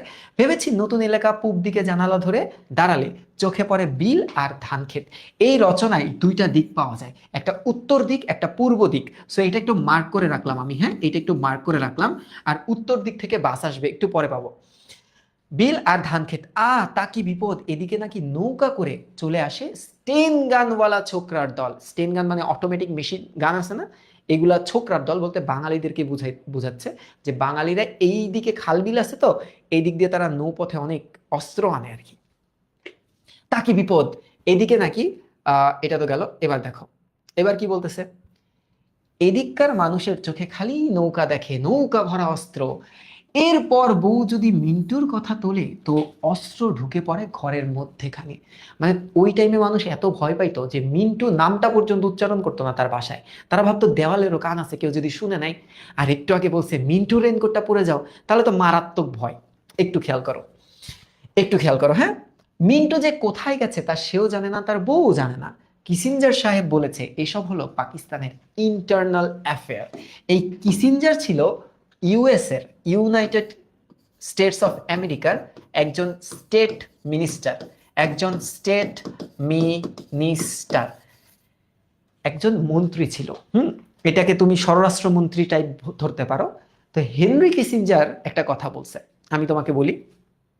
যুদ্ধের টাইমে আমরা জানি ইউএসএ পাকিস্তানের পক্ষে ছিল, তোমরা সবাই জানো। এবং সোভিয়েত ইউনিয়ন, হ্যাঁ, বা রাশিয়া, বর্তমান রাশিয়া, বর্তমান রাশিয়া ছিল বাংলাদেশের পক্ষে। হ্যাঁ, বাংলাদেশের পক্ষে। এবং রাশিয়া কিন্তু বাংলাদেশের পক্ষে ভেটো দিছিল। কি দিছিল? ভেটো দিছিল। পাকিস্তানের পক্ষে ইউএসএ যুদ্ধ বন্ধের কথা বলছিল। যুদ্ধ বন্ধ মানে বাঙালিদেরকে বলছিল তোমরা যুদ্ধ বন্ধ করো, পাকিস্তানের পক্ষ নিয়ে। আর তখনই রাশিয়া ভেটো দিছিল। তো হেনরি কিসিঞ্জার কি বলতেছে দেখো, হেনরি কিসিঞ্জার বলতেছে এসব হচ্ছে পাকিস্তানের ইন্টারনাল অ্যাফেয়ার। মানে আমরা যখন হেল্প চাইছি তাদের থেকে, তখন সে বলছে এটা পাকিস্তানের ইন্টারনাল অ্যাফেয়ার, আমরা জড়াবো না, জড়াবো না, আমরা জড়াবো না, তোমাদের যুদ্ধ তোমরা দেখো। মানুষ মেরে সাফ করে দেয়, বাড়িঘর, গ্রাম, হাট বাজার জ্বালিয়ে দিচ্ছে, কারো কোনো মাথা ব্যথা নেই, এসব ইন্টারনাল অ্যাফেয়ার। মানে সে নিজে নিজে একটু রাগ দেখাইতেছে। না না, এ ধরনের ভাবনা ধারের কাছে ঘেঁষতে দেওয়া ঠিক নয়। ঠিক নিচের ফ্ল্যাটে ওয়েল্ডিং ওয়ার্কশপের মালিক, এটা একটা চরিত্র লিখে রাখবা, এটা একটা ক্যারেক্টার, এই ক্যারেক্টারটাকে লিখে রাখবা। তার শ্বশুর নিশ্চয়ই সর্দার গোছের রাজাকার। কেন তার শ্বশুরকে সে রাজাকার কেন বলছে? এখানে একটু দেখো বোর্ডটা কি হইল। তার শ্বশুরকে সে রাজাকার কেন বলছে বলতো? কারণ সপ্তাহে 2 দিন 3 দিন মেয়ের বাড়িতে রেফ্রিজারেটর মানে ফ্রিজ আসে, টেপ রেকর্ডার আসে, দামি দামি সোফা সেট আসে, ফ্যান, খাট, পালং সব চালান করে পাঠায়। এটা কিভাবে সম্ভব? তার মতে যুদ্ধের মধ্যে এগুলা কোথায় কেমনে সম্ভব? যুদ্ধের মধ্যে দেশের অবস্থা খারাপ, আর তাদের নিচতলায় যারা থাকে প্রতি সপ্তাহে সপ্তাহে নতুন নতুন জিনিসপাতি আসে। বুঝতে পারছো? লেখো তো ডান। আর একটু পড়াবো, মানে এই পেজটাই পড়াবো। লেখো তো ডান। এবার একটু দেখো, এবার একটু দেখো, হ্যাঁ, এইবার কি বলছে দেখো, এইবার একটু দেখো, এই যে দেখো, এই যে দেখো, এই পর্যন্ত, হ্যাঁ দেখো। দেখি তো ফিট করে কিনা। আসমা এগিয়ে এসেছে, তার গায়ে রেনকোট চড়িয়ে দিতে দিতে বলে, মিন্টু তো অনেক লম্বা, তোমার গায়ে হবে তো। মানে নুরুল একটু বাইকটা, তার বউ একটু তারে খোঁচা দিছে। হ্যাঁ দেখো, বউ পরাই দিতেছে, ধরো এমনি আছে ওই একদম টাইটানিক পোজে, হ্যাঁ, every night I see you, এমনি একটা গান আছে না, এমনি আছে, রেইনকোট পরাই দিতেছে। রেইনকোট পরার পর দেখে তার পায়ের নিচে গেছে গা। তখন আসমা বলতেছে, কি বলতেছে দেখো, মিন্টু তো আমার অনেক লম্বা, তোমার গায়ে হবে তো। দেখো, ফের মিন্টুর দৈর্ঘ্যের সাথে তুলনা করতেছে তার সাথে। মানে একটু তার খারাপ লাগছে, সে একটু বাইকটা না একটু ছোট। এই ভাইকে নিয়ে এইরকম বাড়াবাড়ি কি ঠিক হচ্ছে আসমার? আচ্ছা, ভালোই হলো, তোমার গোড়ালি পর্যন্ত ঢাকা পড়ে গেছে। তার মানে কত ছোট, রেইনকোটটা পুরা পা পর্যন্ত, সে তো এখনো প্যান্ট পরেনি, তো তার প্যান্ট না পরলেও হবে। এবার একটু দেখো, পায়েও বৃষ্টি লাগবে না, এখানেই আসমার শেষ। লোক রেইনকোটের সঙ্গে টুপিটা এনে চড়িয়ে দেয় তার মাথায়, এই নাও পরো। আচ্ছা, এইবার দেখো, আব্বু ছোট মামা হয়েছে, আব্বু ছোট মামা হয়েছে। 2.5 বছরের সদ্য ঘুম ভাঙা, গলায় ভাঙা ভাঙা বুলি শুনে সে চমকায় ওঠে। মিন্টু কি ঘরে ঢুকে পড়লো নাকি? মানে তাকে দেখে এখন মামার মতো লাগতেছে আর কি, তাই বলতেছে। সে ভয় পেয়ে গেছে, এর পেছে মানে মিলিটারি ঢুকে গেছে নাকি, মিলিটারি ঢুকে গেছে নাকি, মানে নুরুল হুদা কল্পনা এইসব করতে আছে। তার মানে না না, দরজায় তো ছিটকিনি সব সব বন্ধ, আসেনি আসেনি। তাকে কি মিন্টুর মতো দেখাচ্ছে? মিলিটারি আবার ভুল করে বসবে না তো? এর মধ্যে তার 5 বছরের ছেলেটা গম্ভীর চোখে তাকে পর্যবেক্ষণ করে রায় দেয়, আব্বুকে ছোট মামার মতো দেখাচ্ছে, আব্বু তাহলে মুক্তিবাহিনী, তাই না? ওর মনে আবার ভয় ঢুকে গেছে। মানে চারিদিক থেকে সবাই খালি তাকে ভয় দেখাই যাইতেছে, ঠিক আছে। এবার একটু দেখো, এত ভাবনার কথা, এত ভাবনার কথা, ড্রেসিং টেবিলের সামনে দাঁড়িয়ে নিজের নতুন রূপে সে ভেবা চাকা খায়। সে ধরো এখন ওই যে আয়নার সামনে দাঁড়াইছে, হ্যাঁ, তো ওই যে মাঝে মাঝে থাকে না যে আমরা আজকে সাজছি, ধরো চিন্তা করো বাইরে যাইতেছি, খুব সাজছি, হ্যাঁ খুব সাজছি, একদম স্প্রে টিস্প্রে দিয়ে সাইজা গুইজা, wow I am looking like, উফ, টাইগার শ্রফ, ঋত্বিক রোশন, এটা পইরা তারপর বাইরে, বাইরে হওয়ার পরে বন্ধু বান্ধবের সামনে যখন যায়, বন্ধু বান্ধব তোর তো হিরো আলমের মতো লাগে, তখন কেমনটা লাগে? এরকম একটা সিনারিও এখানে দেখো, ড্রেসিং টেবিলের সামনে দাঁড়িয়ে নিজের নতুন রূপে সে ভেবা চাকা খায়। সে নিজেকে চিনতে পারে না, কারণ রেইনকোটটা পরে তাকে একটু পিকুলিয়ার লাগতেছে। না, খামাখা ভয় পাচ্ছে, বৃষ্টির দিনে রেইনকোট গায়ে দেওয়াটা কি অপরাধ হবে নাকি? মিলিটারির কি আর কোনো বিবেচনা বোধ নাই? প্রিন্সিপাল ডক্টর আফাজ আহমেদ ঠিকই বলে। প্রিন্সিপাল ডক্টর আফাজ আহমেদ কি বলে শোনেন, মিলিটারি যাদের ধরে তাদের মিসামিসি ধরে না, সাবভার্সিভ অ্যাক্টিভিটিজের সঙ্গে তারা somehow or other involved. Subversive কথাটার অর্থ হচ্ছে দেশদ্রোহিতা, দেশদ্রোহিতা, হ্যাঁ, যারা দেশদ্রোহ করে তাদেরকে দেশদ্রোহী বলা হয়। আচ্ছা, অ্যাক্টিভিটিজের সাথে তারা সামহাউ, যে কোনো না কোনো ভাবে অর আদার ইনভলভ বা অন্যভাবে ইনভলভ, মিলিটারি শুধু তাদেরই ধরে, এটা ডক্টর আফাজ আহমেদ বলে। কিন্তু মিলিটারি তো সবাইরে ধরে, এখন ডক্টর আফাজ আহমেদ তো মিলিটারির পক্ষের লোক, এই কারণ মিলিটারির গুণগান গাবেই। এবার কি বলতেছে দেখো, এবার একটু দেখো, কি বলতেছে, কি বলতেছে এবার একটু দেখো, হ্যাঁ। তা সে তো বাপু এগুলা থেকে শত হাত দূরে, যে আমি তো কোনো সাবভার্সিভ অ্যাক্টিভিটিসের সাথে যুক্তই না, আমার তো ভয় নেই, আমি রেইনকোট পরে ঘুরবো, কোনো সমস্যা নেই। দেখো, শালা তার বর্ডার ক্রস করলো, ফিরে এসে দেশের ভিতরে দমাদম মিলিটারি মারে, তাতে দুলা ভাইয়ের দোষটা কোথায়? হ্যাঁ, আমি তার বোনরে বিয়া করছি, আমি কি তারে বিয়া করছি নাকি, আমারে কি লিগা ধরবো, এরকম বলতেছে। এই যে মিলিটারি প্রত্যেক দিন এই ঢাকা শহরের বাজার পোড়ায়, বস্তিতে আগুন লাগিয়ে টপাটপ মানুষ মারে, মেয়েদের ধরে নিয়ে যায়, সে কখনো এসব নিয়ে কি একটু শব্দ করছে? হ্যাঁ, নুরুল হুদা বলতেছে আমি কি মিলিটারি নিয়ে খারাপ কথা বলছি? হ্যাঁ, আমি কি গালি দিছি তাদের? তাহলে কেন আমাকে ধরবে? কলেজের দেয়াল ঘেঁষে প্রিন্সিপালের কোয়ার্টারের পাশে মিলিটারি ক্যাম্প, ক্লাস ক্লাস সব বন্ধ, ছেলেরা কেউ আসে না, মাস্টারদের হাজিরা দিতে হয়, তাও বহু টিচার গা ঢাকা দিয়েছে সে কবে থেকে আমরা জানি। আমরা যখন পড়ছি 71-এর দিনগুলো, তখন আমরা দেখছি যে 1 মে থেকেই মনে হয় স্কুল কলেজ শুরু হয়ে গেছিল, তাই না? 9 তারিখ থেকে মনে হয় কলেজ শুরু হয়েছিল, এরকম আমরা একটা পড়ছিলাম তখন। তো কলেজ খোলার পরও বা স্কুল খোলার পরও তো ছাত্ররা আসতো না, তখন টিচাররা কি করতো, হাজিরা দিতে যেত, বেতন তো নিতে হবে, সরকারি স্কুল যারা ছিল তখন তো বেতন উঠাইতে হবে, তো এই কারণে হাজিরা দিতে হয়। তাও টিচার গা ঢাকা দিয়েছে সে কবে থেকে, সে তো রোজ টাইমলি যায়। স্টাফ রুমে কলিগ্রাফ ফিস ফিস করে, কোথায় কোথায় কোন ব্রিজ উড়ে গেল, কোথায় 7 মিলিটারির লাশ পড়ে, কোথায় কোন ছেলেদের গুলিতে কি হলো, কোন ছেলে ফ্রন্টে গেছে। ফ্রন্ট মানে ওই যে মুক্তি বাহিনী আর কি, মুক্তি, হ্যাঁ, ফ্রন্ট মানে হচ্ছে যে মুক্তি বাহিনীতে গেছে, বলতেছে যে কোন ছেলেরা মুক্তি বাহিনীতে গেছে, এগুলা নিয়ে কলিগরা কথা বলে, কিন্তু সে সেই কলিগদের সাথেও বসে না। কই, সে তো এইসব আলাপের মধ্যে কখনো থাকে না। এসব কথা শুরু হলেই আলগোছে, আলগোছে মানে হালকা করে, হালকা করে বা ধীরে উঠে সে চলে যায় প্রিন্সিপালের কামরায়। ডক্টর আফাজ আহমেদ খ্যাস খ্যাস গলায় হিন্দুস্তান ও মিসক্রিয়েন্টদের আশু, আশু মানে যেটা ঘটবেই, আশু মানে কি যেটা ঘটবেই, ঘটবেই ও অবশ্যম্ভাবী, অবশ্যম্ভাবী মানেও যেটা খুব শীঘ্রই ঘটবে, পতন সম্বন্ধে নিশ্চিত ভবিষ্যৎবাণী শুনে। মানে ডক্টর আফাজ আহমেদ বলে এই পান্ডারা, এই দুষ্টু, এই শিয়ালের দল, এই ধরো এই এই চড়ুই পাখির দল, মানে গালি দেয়, খুব বাজে বাজে গালি দেয়, তো এই চড়ুই পাখির বাচ্চাদের পতন হবেই, এই হিন্দুস্তান এবং মিসক্রিয়েন্ট, মানে হিন্দুস্তান বলতে ভারতীয়রাও তো হেল্প করতেছিল ওদের, এবং বাঙালিদের পতন আসবেই, এরকম কথা প্রিন্সিপাল বলে। এবার কি দেখো, ওই ঘরে আজকাল সহজে কেউ ঘেঁষে না, উর্দুর প্রফেসর আকবর সাজিদকে প্রিন্সিপাল আজকাল তোয়াজ করে। তোয়াজ করে মানে কি? তোয়াজ করে কথাটার অর্থ হচ্ছে রেসপেক্ট করে। কেন? কারণ উর্দুর প্রফেসর, সে তো পাকিস্তানি, তার নাম কি? তার নাম হচ্ছে আকবর সাজিদ, ঠিক আছে? তাকে খুব রেসপেক্ট করে, কারণ যারা পাকিস্তানি পাকিস্তানি কানেক্টেড, তাদের তো একটু হেল্প পাওয়াই যাবে। দেখো এবার দেখো, মিন্টুর ফেলে যাওয়া নাকি রেখে যাওয়া। এখন ফেলে যাওয়া কথাটার অর্থ কি? ফেলে যাওয়া কথাটার অর্থ হচ্ছে ভুলে, ভুলে নেয় নাই। আর রেখে যাওয়া মানে কি? ওইটার গুরুত্ব লাগে নাই তাই মনে হয়। রেইনকোট ঢোকার পর থেকেই তার পা শিরশির শিরশির করতেছে, হয়তো বা এখনো প্যান্ট পরেনি। আর এক মুহূর্ত দাঁড়িয়ে থাকা যাচ্ছে না, প্রিন্সিপাল তাকে ডেকে পাঠিয়েছে। দেখো ওভার থিঙ্ক করতে করতে কতক্ষণ টাইম নষ্ট করছে, এতক্ষণ সে চিন্তা করছে, আমরা 3 পেজ পড়ে ফেলছি, সে এখনো ঘর থেকে বের হয় নাই। ঢাকায় রাস্তায় একটাও রিক্সা নেই, রিক্সার পরোয়াও সে করা নাই, যে রিক্সা নিয়ে এখন ঢাকা কলেজের ওই জায়গায় তো যাওয়া পসিবল না।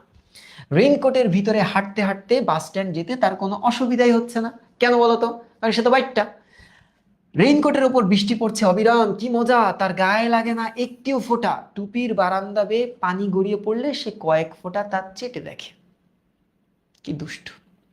রেইনকোটের যে ক্যাপটা আছে না, তো ক্যাপটার যে বারান্দাটা আছে, মানে যেই সান, ওই যে আমরা কি বলি, ওই রুফটা আছে, এখান থেকে কিছু পানি গড়ায় আসতেছে, আর সে ওয়াও টেস্টি এরকম চেটে চেটে দেখতেছে। হ্যাঁ দেখো, আহ কি মজা, তার গায়ে লাগে না, টুপির বারান্দা বে পানি গড়িয়ে পড়লে কয়েক ফোঁটা সে চেটে দেখে। দুষ্টু। ঠিক পানসে স্বাদ নয়, টুপির তেজ কি পানিতেও লাগলো নাকি? এই টুপির তেজ, এইটা অনুধাবনের জন্য সবচেয়ে গুরুত্বপূর্ণ, অনুধাবনের জন্য সবচেয়ে গুরুত্বপূর্ণ। টুপির তেজ মানে কি? সাহসিকতা এবং উষ্ণতা। হ্যাঁ সহজ বাংলা এটা করাবো সলভ ক্লাসের সময়, আপাতত লিখে রাখো, সাহস বা উষ্ণতা, উষ্ণতা, যে তার মনে মনে হয় একটু সাহস ঢুকছে এবার। তাকে কি মিলিটারির মতো দেখাচ্ছে? আচ্ছা মিলিটারির মতো দেখাইলে কোন মিলিটারির মতো দেখাবে? তাকে কি পাঞ্জাব আর্টিলারির মতো দেখাচ্ছে? ওই যে আমাদের যেমন ধরো আর্মি, বিজিবি, বিডিআর, র্যাব, এদের আলাদা আলাদা চেহারা, আলাদা আলাদা সুরত না? তো পাকিস্তানেরও তো এরকম কিছু টিম আছে।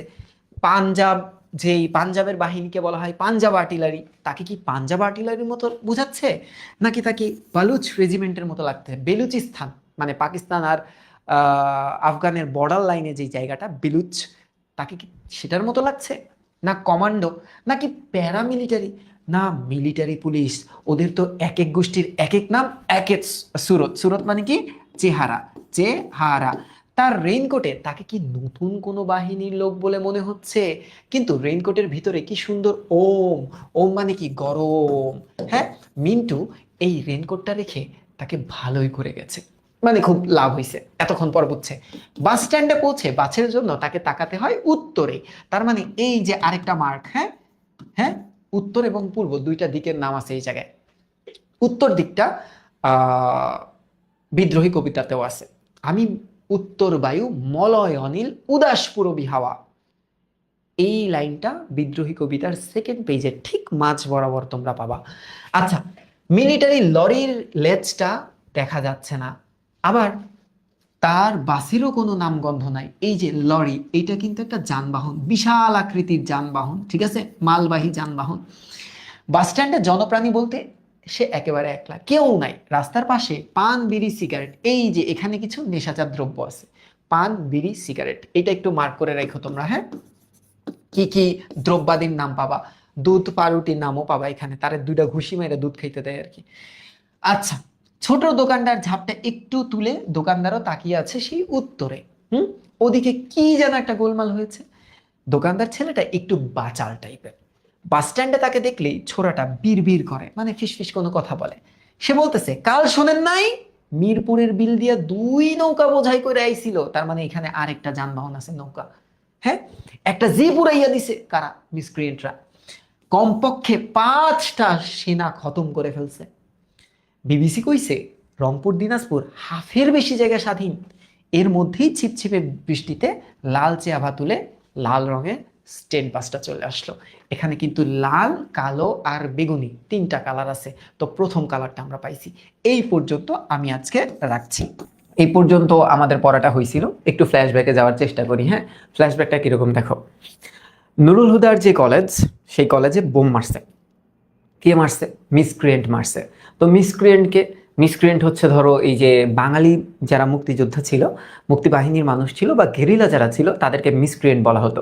কারণ তারা হঠাৎ হঠাৎ ধুমধাম বোমাবাজি করে পালায় যেত। ঠিক আছে, তো নুরুল হুদাকে কেন ডাকা হয়েছে? মনে করা হচ্ছে যে নুরুল হুদা হয়তোবা তোমার এই মুক্তিবাহিনীর কোনো সহযোগী, কারণ সে বাঙালি, হয়তোবা সে বলে দিছে যে এই জায়গায় প্রিন্সিপালের কামরা, এই জায়গায় মিলিটারি ক্যাম্প, তো একদম প্রিন্সিপালের কামরায় বোমাটা বাইরে গেছে না। তো এই কারণে যত টিচার ছিল সবাইকে ডাকছে। তো নুরুল হুদা রেইনকোটটা পরছে, মিন্টু রেইনকোট পরে এখন রাস্তায় বের হয়েছে। রাস্তায় বের হয়ে সে এখন বাসে উঠবে। তাই বলতেছে দেখো যে কই গেল, এর মধ্যেই ছিপছিপে বৃষ্টিতে লালচে আভা তুলে এসে পড়লো লাল রঙের স্টেট বাস। তো তোমাদেরকে একটু বলে রাখি যারা নোট করবা, এই যে রংপুর দিনাজপুর, হ্যাঁ রংপুর দিনাজপুর যে কয়টা জেলার নাম আছে সুন্দর মতো তোমরা নোট করবা, নোট করে লিখবা যে জেলা কি কি জেলার নাম আছে।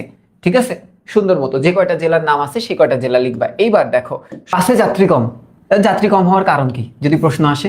যুদ্ধের টাইমে বের হবে কে বলো তো? এক হচ্ছে যুদ্ধ, তার উপর বৃষ্টি হচ্ছে। হ্যাঁ, যুদ্ধের সময় সাথে প্লাস বৃষ্টি, এই কারণে বাসে যাত্রী কম।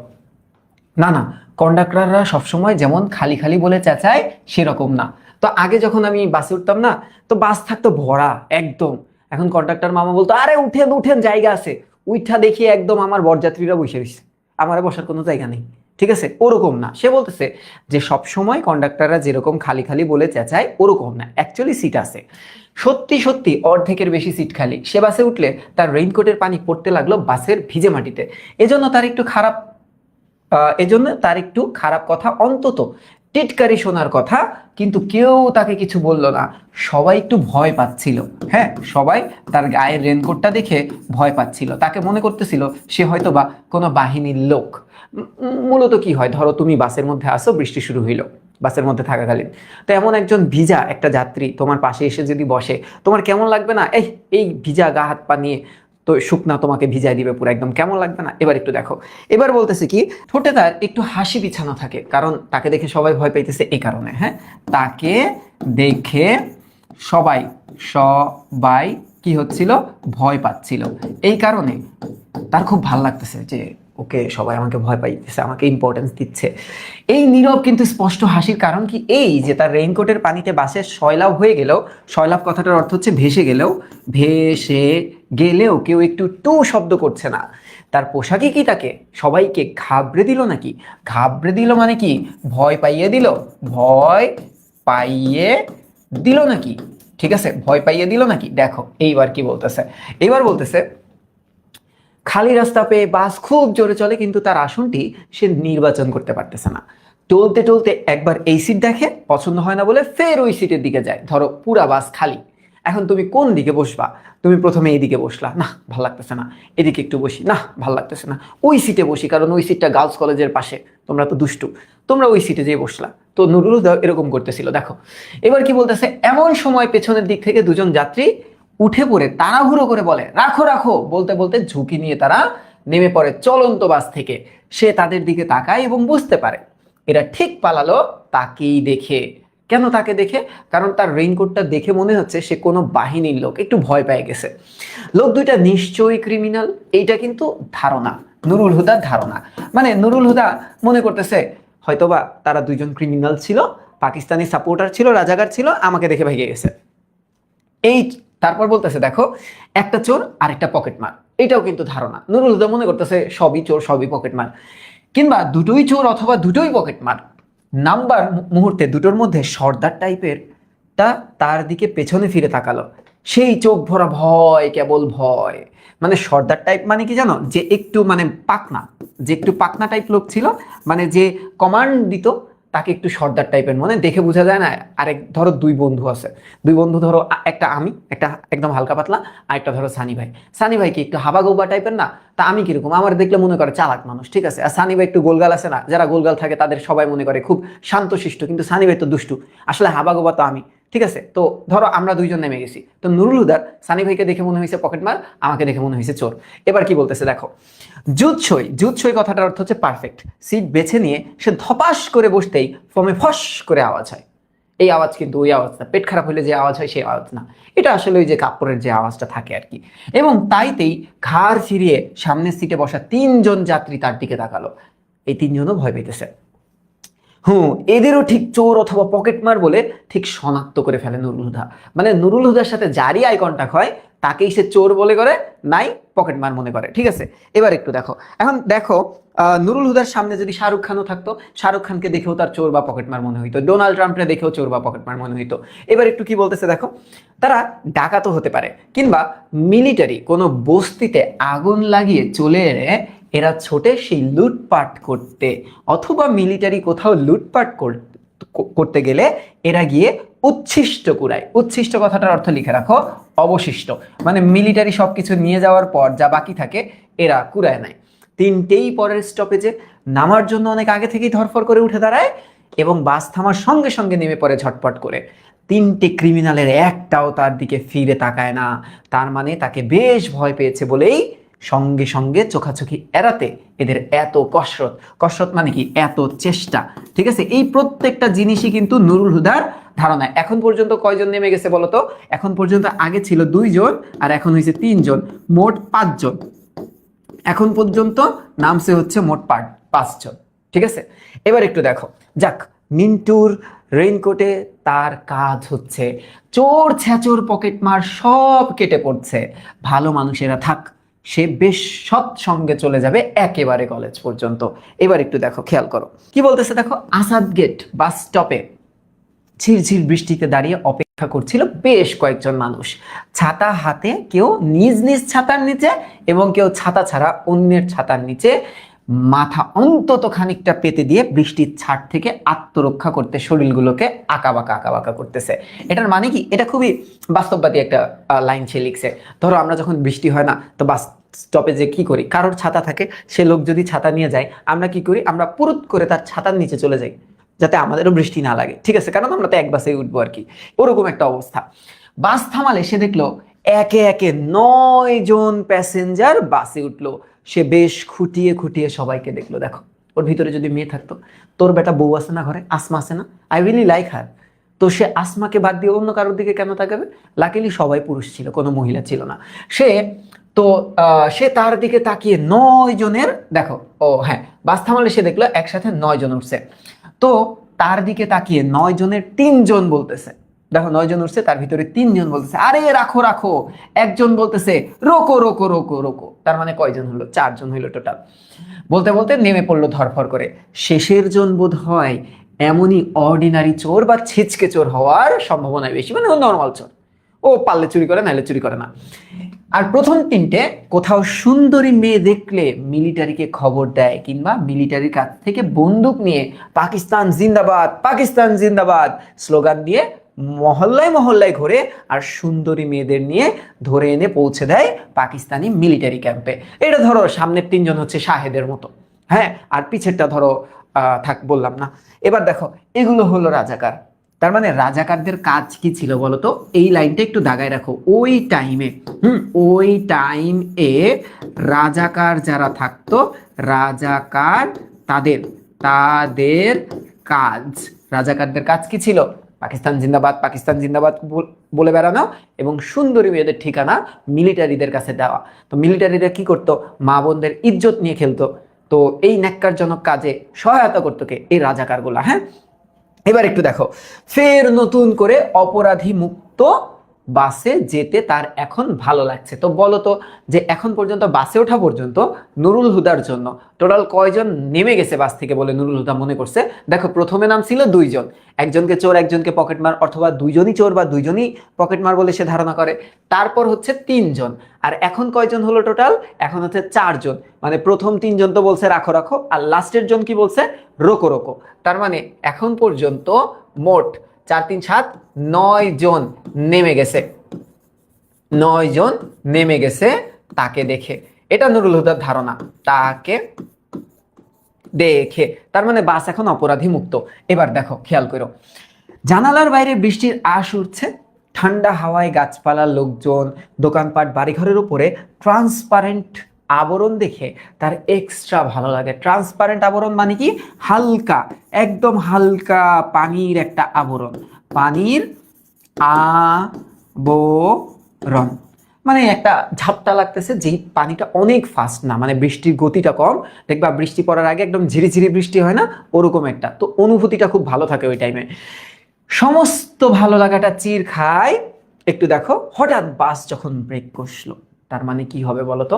এখন একটা চেক পোস্ট আছে, একটু মনে রাখো, চেক পোস্ট। নুরুল হুদার কিন্তু আবার সবকিছু টাইট হয়ে যাবে। হ্যাঁ, চেক পোস্ট, মিলিটারি এখন বাস চেক করবে, খেয়াল করো। তখন তাকে তাকাতে হয় বাম দিকে তাকাইছে, চোখে পড়ে নির্মীয়মান মানে আন্ডার কনস্ট্রাকশন মসজিদের ছাদের দিকে। এখানে তার একটা ফ্ল্যাশব্যাক হয়, এখানে তার একটা ফ্ল্যাশব্যাক হবে, একটু মনোযোগ দিও। হ্যাঁ, দরজা থেকে ঠান্ডা হাওয়া এসে লাগে তার মুখে, এবং নাকের ভিতর দিয়ে সেই হাওয়া ঢুকে পড়ে বুকে, সেখানে ধাক্কা লাগে। কি এক অবস্থা! বাতাস আসছে জানলা দিয়া, ঢুকছে নাক দিয়া, নাক দিয়ে যে একদম বুকে, হৃদয়ে লেগেছে। ঠিক আছে, এবার কি বলতেছে দেখো। হ্যাঁ, ক্র্যাকডাউনের রাতে, এই যে ক্র্যাকডাউন, এই ক্র্যাকডাউনকে ইতিহাসের ভাষায় কয়েকটা নামে ডাকা হয়। প্রথমত পাকিস্তানিরা এই রাতটাকে বলে অপারেশন অপারেশন সার্চ। হ্যাঁ, অপারেশন সার্চ লাইট, এটা পাকিস্তানিরা বলে। হ্যাঁ, আর আমরা কি বলি জানো? আমরা বলি জাতীয় জাতীয় গণহত্যা। এটা তোমাদের সমাজ বইয়ে লেখা আছে, হত্যা দিবস, জাতীয় গণহত্যা দিবস। আরো একটা নাম আছে এটার, বলো তো কি? এটাকে আমরা কাল রাত্রি বলি, এটাকে আমরা বলি কাল রাত্রি।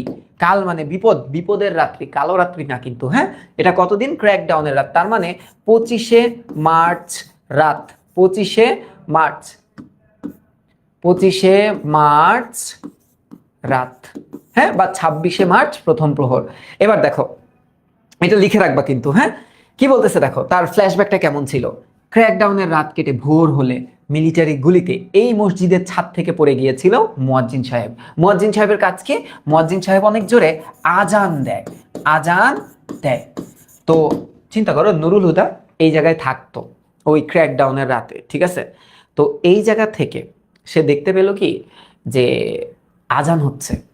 হ্যাঁ, একজন মুয়াজ্জিন সাহেব আজান দিচ্ছে।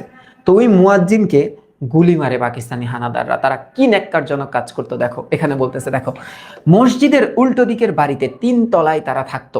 এইটা একটু মার্ক করে রাখবা। হ্যাঁ, যে মসজিদের উল্টো দিকের বাড়ির কয় তালায় নুরুল হুদারা থাকতো? 3 তালায় থাকতো তারা। রাত ভোর ট্যাঙ্কের হুঙ্কার আর মেশিন গান আর স্টেন গানের ঘেউ ঘেউ মানুষের কাতরানিতে কারোর ঘুম হয়নি সে রাতে। কি ভয়ানক একটা সিচুয়েশন! তোমরা অ্যাটলিস্ট জুলাই 24-এর সাথে মিলাইতে পারো যে আমরা কত আতঙ্কে ছিলাম। আর ওই টাইমে তো মানুষ মারা হচ্ছিল। জুলাইয়ে তো তাও আর্মি এসে ওইভাবে মানুষ মারে নাই। ঠিক আছে, পুলিশ যেরকম করছে ওরকম তো আর্মিরা করে নাই। কিন্তু এই টাইমে আর্মিরা গুলিগালাজ করছিল, কি পরিমাণ মানুষ মারছিল। তো সবাই একটু টেনশনে পড়ে গেছিল না। ছেলে মেয়ের মায়ের সাথে সে শুয়েছিল খাটের নিচে। এত ভয় যে কোন দিক থেকে গুলিটা লেগে যায়। ভোরবেলা মিলিটারি মানুষ মারে একটু বিরতি দিলে ছেলেমেয়েরা ঘুমিয়ে পড়ে এবং বন্ধ জানালার পর্দা একটু তুলে সে রাস্তা দেখতে থাকে।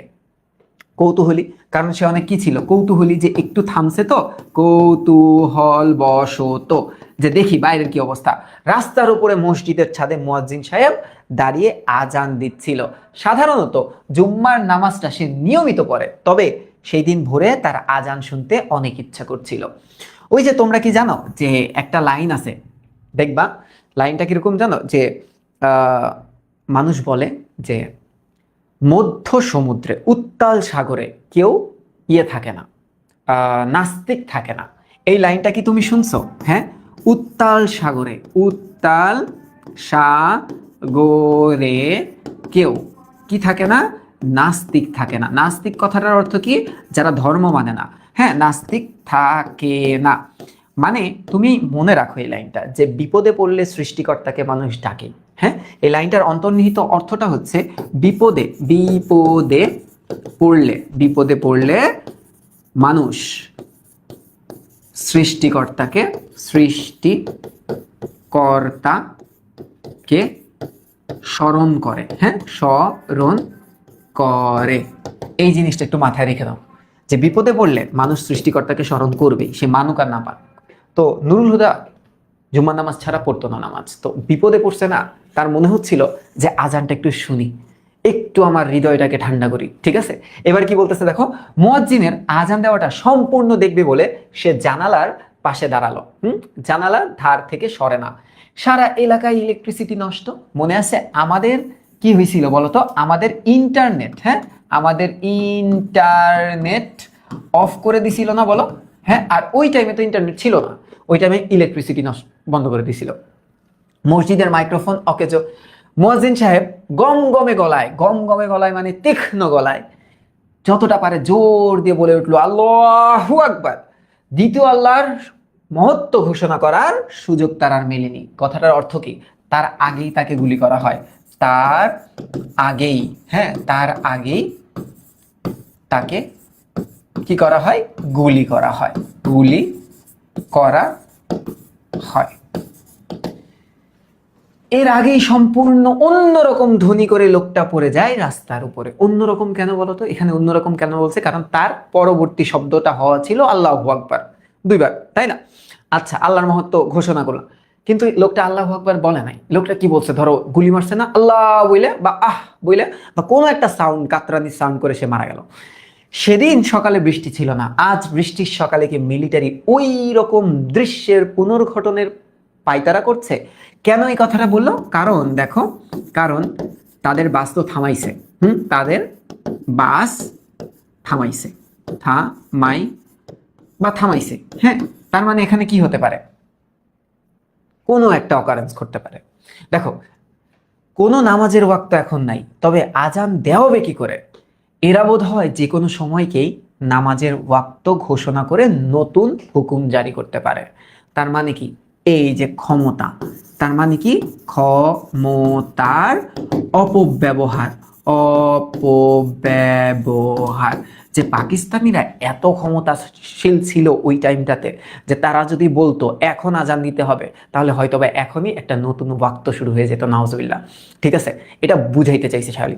এবার একটু দেখো, এইবার দেখো কি হয়েছে। এইবার দেখো, এইবার ক্লোজ আপ, কাছে আসার গল্প হবে একটা। কিরকম দেখো, মিলিটারি এখন যাবতীয় গাড়ি থামাচ্ছে, চেকপোস্ট। হ্যাঁ, এখানে নাকাবন্দি করে রাখছে, চেকপোস্ট, ভালো কথা। এবার দেখো তো, গাড়ির প্যাসেঞ্জারদের নামিয়ে দাঁড় করিয়ে দেয় রাস্তার ধারে। আরেক দল মিলিটারি স্টেন গান, একদম স্টেন গান তাক করে রেখেছে ওই মানুষের শাড়ির উপর। অন্য একটি দল ফের ওইসব লোকের জামা কাপড়, শরীরের গোপন জায়গায় তল্লাশি করতেছে। ওই যে এটা কেমন জানো? এটা ওই যে বাসে যে কিছু আমাদের সম্প্রদায় আছে না, হিজড়া সম্প্রদায় আছে। দেখো, আমাকে জীবনে হ্যান্ডসাম বলছে দুইজন, ঠিক আছে? আমার মা বলছে, মা তো সব ছেলেকে বলবেই, ঠিক আছে? আরেকজন বলছে হচ্ছে আমাদের হিজড়া সম্প্রদায়। তো ধরো আমি যখন বাসে চলাফেরা করতাম, তো আমি ভার্সিটি যেতে সবার শেষ প্যাসেঞ্জার আমি থাকতাম, এটা তোমাদের আগেও বলছি। তো আমি ধরো গান শুনতেছি, মিলেনিয়ার গান শুনতেছি, ইয়ো হানি সিং এর। এই টাইমে ওরা মনে করছে আমি আসলেই মনে হয় মিলেনিয়ার, তো হিজড়া সম্প্রদায় আসছে, আইসে বলে খুব সুন্দর মতো, এই হ্যান্ডসাম। আমি তো ভাবছি ওয়াও, আমাকে হ্যান্ডসাম বলছে, তার মানে তো আমি ভাবছি স্বপ্ন দেখতেছি মনে হয়। টাকায় দেখি আমাদের হিজড়া সম্প্রদায়, এই টাকা দে, এই টাকা দে। টাকা নিবি ভালো কথা, গায়ে হাতাবি কে? আবার হাতে এমন এমন জায়গায় যে ছেলে হয়ে আমি আসলে খুব লজ্জা পেয়ে যাই। তারপরে আমি তাদেরকে টাকা পয়সা দিয়ে দিতাম। এবার একটু দেখো, এই যে এখানে দেখো, মানে মিলিটারিরা কি করতেছে? মানুষের গোপন জায়গায় চেক করতেছে। দেখো, খেয়াল করো, জামা কাপড় ও শরীরের গোপন জায়গাগুলোতে কি করতেছে? তল্লাশি করতেছে। এটা হুদাই জাস্ট হ্যারাসমেন্ট। মিলিটারি যাদের পছন্দ করছে তাদের ঠেলে দিচ্ছে পেছনে দাঁড়ানো একটি লরির দিকে। এই লরি কি? লরি এক ধরনের যানবাহন, বিশাল আকৃতির একটা যানবাহন, মানে মালবাহী যানবাহন। তাদের বাসটিতে এসে উঠলো লম্বা ফর্সা একটা মিলিটারি। এখন এই মিলিটারির সাথে ক্লোজ আপ কাছে আসার গল্প হবে। দেখো কি বলতেছে। এখন বাসের ভিতরে আর কোনো আওয়াজ নাই, টুক টুক টুক টুক ছাড়া কোনো আওয়াজ নাই। যাত্রীদের বুকে টিপ টিপ শব্দ এই নীরবতার সুযোগ বাড়ে এবং এটাই তার মাথার মধ্যে দ্রাম দ্রাম করে বাজতেছে। বারান্দাওয়ালা টুপির নিচে শব্দের ঘষায় আগুন জ্বলে এবং তার হালকা বের হয় চোখ দিয়ে। মানে এইটা হচ্ছে ভিজুয়ালাইজেশন, যে তার চোখ দিয়ে রাগের আগুন বেরোচ্ছে, সে ক্ষেপে গেছে কেন তাদের বাস থামাইছে। তবে একটু নড়ে বসলে মাথার ও বুকের উপর ধ্বনি নিয়ন্ত্রণে আসে এবং এসবকে পরোয়া না করে সে সরাসরি তাকালো মিলিটারির মুখের দিকে, আই কন্টাক্ট। আচ্ছা, কি হলো দেখো। মিলিটারির চোখ সুচালো হয়ে আসে এবং সুচালো চোখের মনি কাটার মতো বিধে তার মুখে। সেও তার চোখের ভোঁতা কিন্তু গরম চাহনিটাকে স্থির করে আলগোছে বিছিয়ে দেয় মিলিটারির খাড়া নাকে, সুচালো চোখে, গোফের নিচে, নাক ও গোফ ও চোখের আশেপাশে, নিচে লালচে চামড়ায়। মানে কি হইতেছে, চোখে চোখে যুদ্ধ হচ্ছে, মানুষের চোখে চোখে ভালোবাসা হয়। নুরুল হুদা এবং মিলিটারির চোখে চোখে যুদ্ধ হচ্ছে। নুরুল হুদা বলতেছে, যখন মিলিটারি আমার দিকে তাকায় আমিও মিলিটারির দিকে তাকাই, আমার চোখের সেই সুচালো একটা অংশ যায় মিলিটারির একদম নাকের উপরে বসায় দেয়, মুখের উপরে বসায় দেয়। মিলিটারিও তখন তার দিকে একটা আই কন্টাক্ট দেয়, তখনও তার একটা সুচালো অংশ যায় নুরুল হুদার নাকে, পিঠে, আর কোন কোন জায়গায় যে বিধে আল্লাহই জানে। এবার একটু দেখো, সেও আচ্ছা হ্যাঁ, এতে কাজ হলো। এতে কাজ হলো কি, এই আই কন্টাক্টে কাজ হয়েছে কেন? কারণ ধরো এখন মিলিটারি আর তার দিকে তাকাচ্ছে না, মিলিটারি এখন নজরটা অন্যদিকে সরাই ফেলছে। দেখো কি বলতেছে, মিলিটারি চোখা চোখ সরে যায় তার মুখের থেকে, নেমে পড়ে তার রেইনকোটের দিকে। দেখো মিলিটারি কি দুষ্টু, তাকাচ্ছে নুরুল হুদার নিচের দিকে। এবার কি হচ্ছে, মনে হয় রেইনকোটের পানির ফোঁটাগুলো লোকটা গুনে গুনে দেখছে। মানে তার নজর পড়ছে তার রেইনকোটে, এখন রেইনকোটটা একটু অন্যরকম দেখতে, তাই তাকায় আছে তার দিকে যে বুঝতে পারতেছি না এই রেইনকোটটা কিসের, বা মিলিটারি একটা তার মনের একটা ধারণা প্রকাশ করতেছে। আচ্ছা, এবার কি দেখো, গুনে গুনে, হ্যাঁ, ভেতরের তাপে এইসব পানির ফোঁটা দেখে মিলিটারি এত থ মেরে যাওয়ার কারণ কি? থ মানে কি? স্থির। হ্যাঁ, স্থির। মিলিটারি কিছু বলতেছে না। লোকটা কি এগুলোতে রক্তের চিহ্ন দেখে? কেন বলছে বলতো? কারণ একজন মুক্তিযোদ্ধার রেইনকোট হওয়ায়, হ্যাঁ, হবাই। আর এটা একটু মনে রেখো, এটা কিন্তু প্রতীকী অর্থে। এটা কি অর্থে? এটা প্রতীকী অর্থে। কারণ যুদ্ধের সময়ই তো চলে গেছে সে, তাই না? সেই জুন মাসের 23 তারিখে মিন্টু তো চলে গেল তার রেইনকোটটা রেখে, তার আগে তো সে যুদ্ধ করে নাই। তো এটা কেন বলতেছে? হয়তোবা মিন্টু ধরো অনেক মিলিটারিকে মারছে, তো এটা প্রতীকী অর্থে সে বুঝাইতে চাইছে, রূপক অর্থে বুঝাইতে চাইছে, হয়তোবা এই পানির ছাপগুলা দেখে তার রক্ত মনে হচ্ছে। এটা জাস্ট একটা তুলনা দিছে, বাট এটা বাস্তবের সাথে কোনো মিল নাই। এবার একটু দেখো, রেইনকোটের বৃষ্টির ফোঁটা গোনাগুনি সেরে মিলিটারি হঠাৎ বলল, আগে বাড়ো। বাস হঠাৎ স্টার্ট দিয়ে কয়েক লাফিয়ে আগে বাড়ে এবং যাত্রীদের স্বস্তির নিঃশ্বাসের ধাক্কায় অতিরিক্ত বেগে ছুটে পার হয়ে যায় ঢাকা কলেজের গেট। তার মানে তার কলেজে চলে আসছে, এখন বাস কিন্তু থামবে। নিউ মার্কেটের সামনে এসে পড়লে সে উঠে দাঁড়ায় এবং হুকুম রাখেন নামবো। বাস একটু স্লো হয়। তার রেইনকোটের জমানো পানি গড়িয়ে পড়তে পড়তে অপরাধী মুক্ত বাস থেকে নামতে নামতে সহযাত্রীদের দিকে তাকিয়ে সে ঠোঁট বাঁকায়। ধরো ঠোঁটটা এরম ছিল, এরম করেছে, ঠিক আছে, মানে সে ঠোঁট বাঁকাইলো, একটু হাসলো যে আমার জন্য আপনারা সবাই বেঁচে গেলেন। কিন্তু এটা আসলে তার মনের ধারণা। সে তো অনেক কিছু ধারণা করতেছিল, এক পায়ে প্যান্ট পরে আরেক পায়ে না পরে সে পুরো 1 ঘন্টা পার করে দিছে, ঠিক আছে। এবার কি বলতেছে দেখো, এবার বলতেছে, কই গেল, হ্যাঁ, এবার দেখো, ভালো কথা। আচ্ছা, এতে তার সামনের সারির দাঁতও বেরিয়ে পড়ে।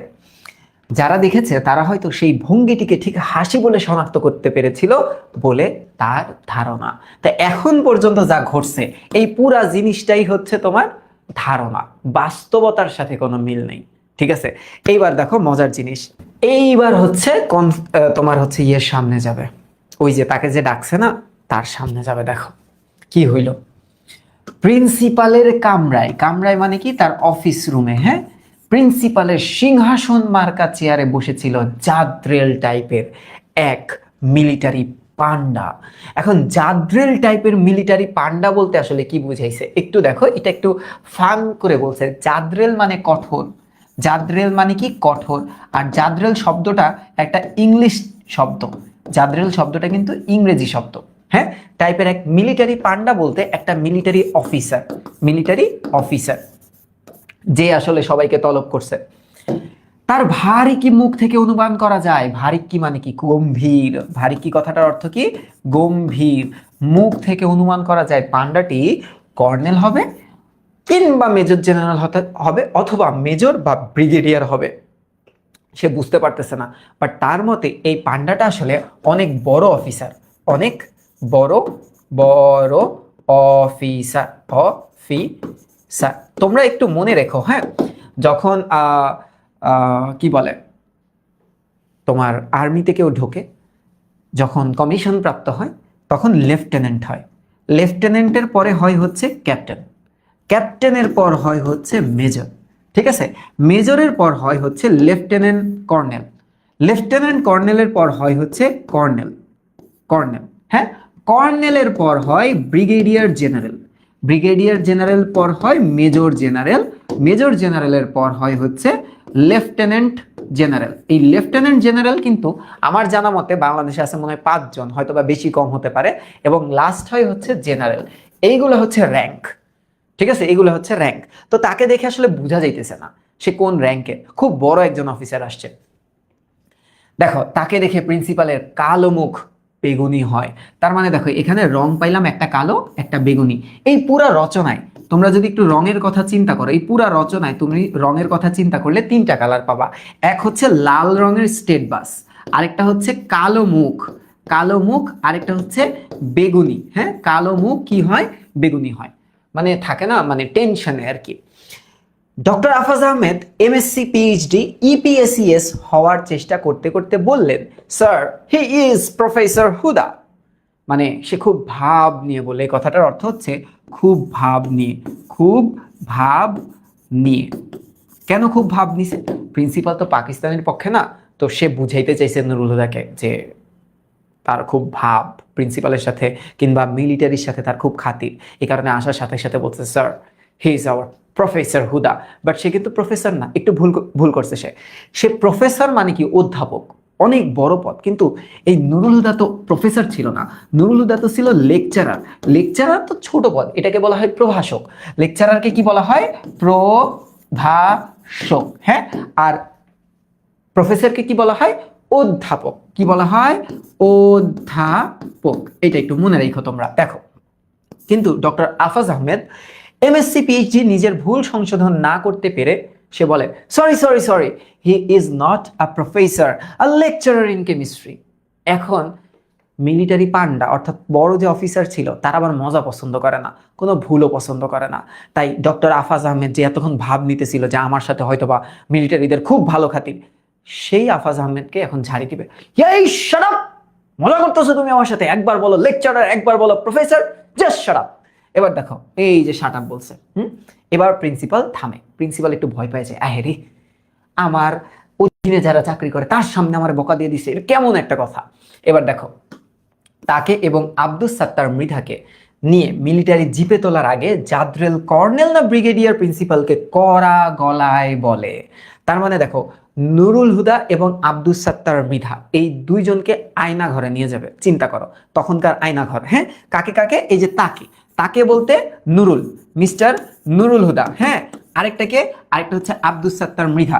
এই দুইজনকে কই নিয়ে যাচ্ছে? চিন্তা করো, আয়না ঘরে নিয়ে যাচ্ছে, আসলে আয়না ঘরে নিয়ে যাচ্ছে, আয়না ঘরে। তখন তার এই ঘরটাকে আয়না ঘর বলতো না, ধরো তাদের মিলিটারি কোনো রুমে নিয়ে যাচ্ছে।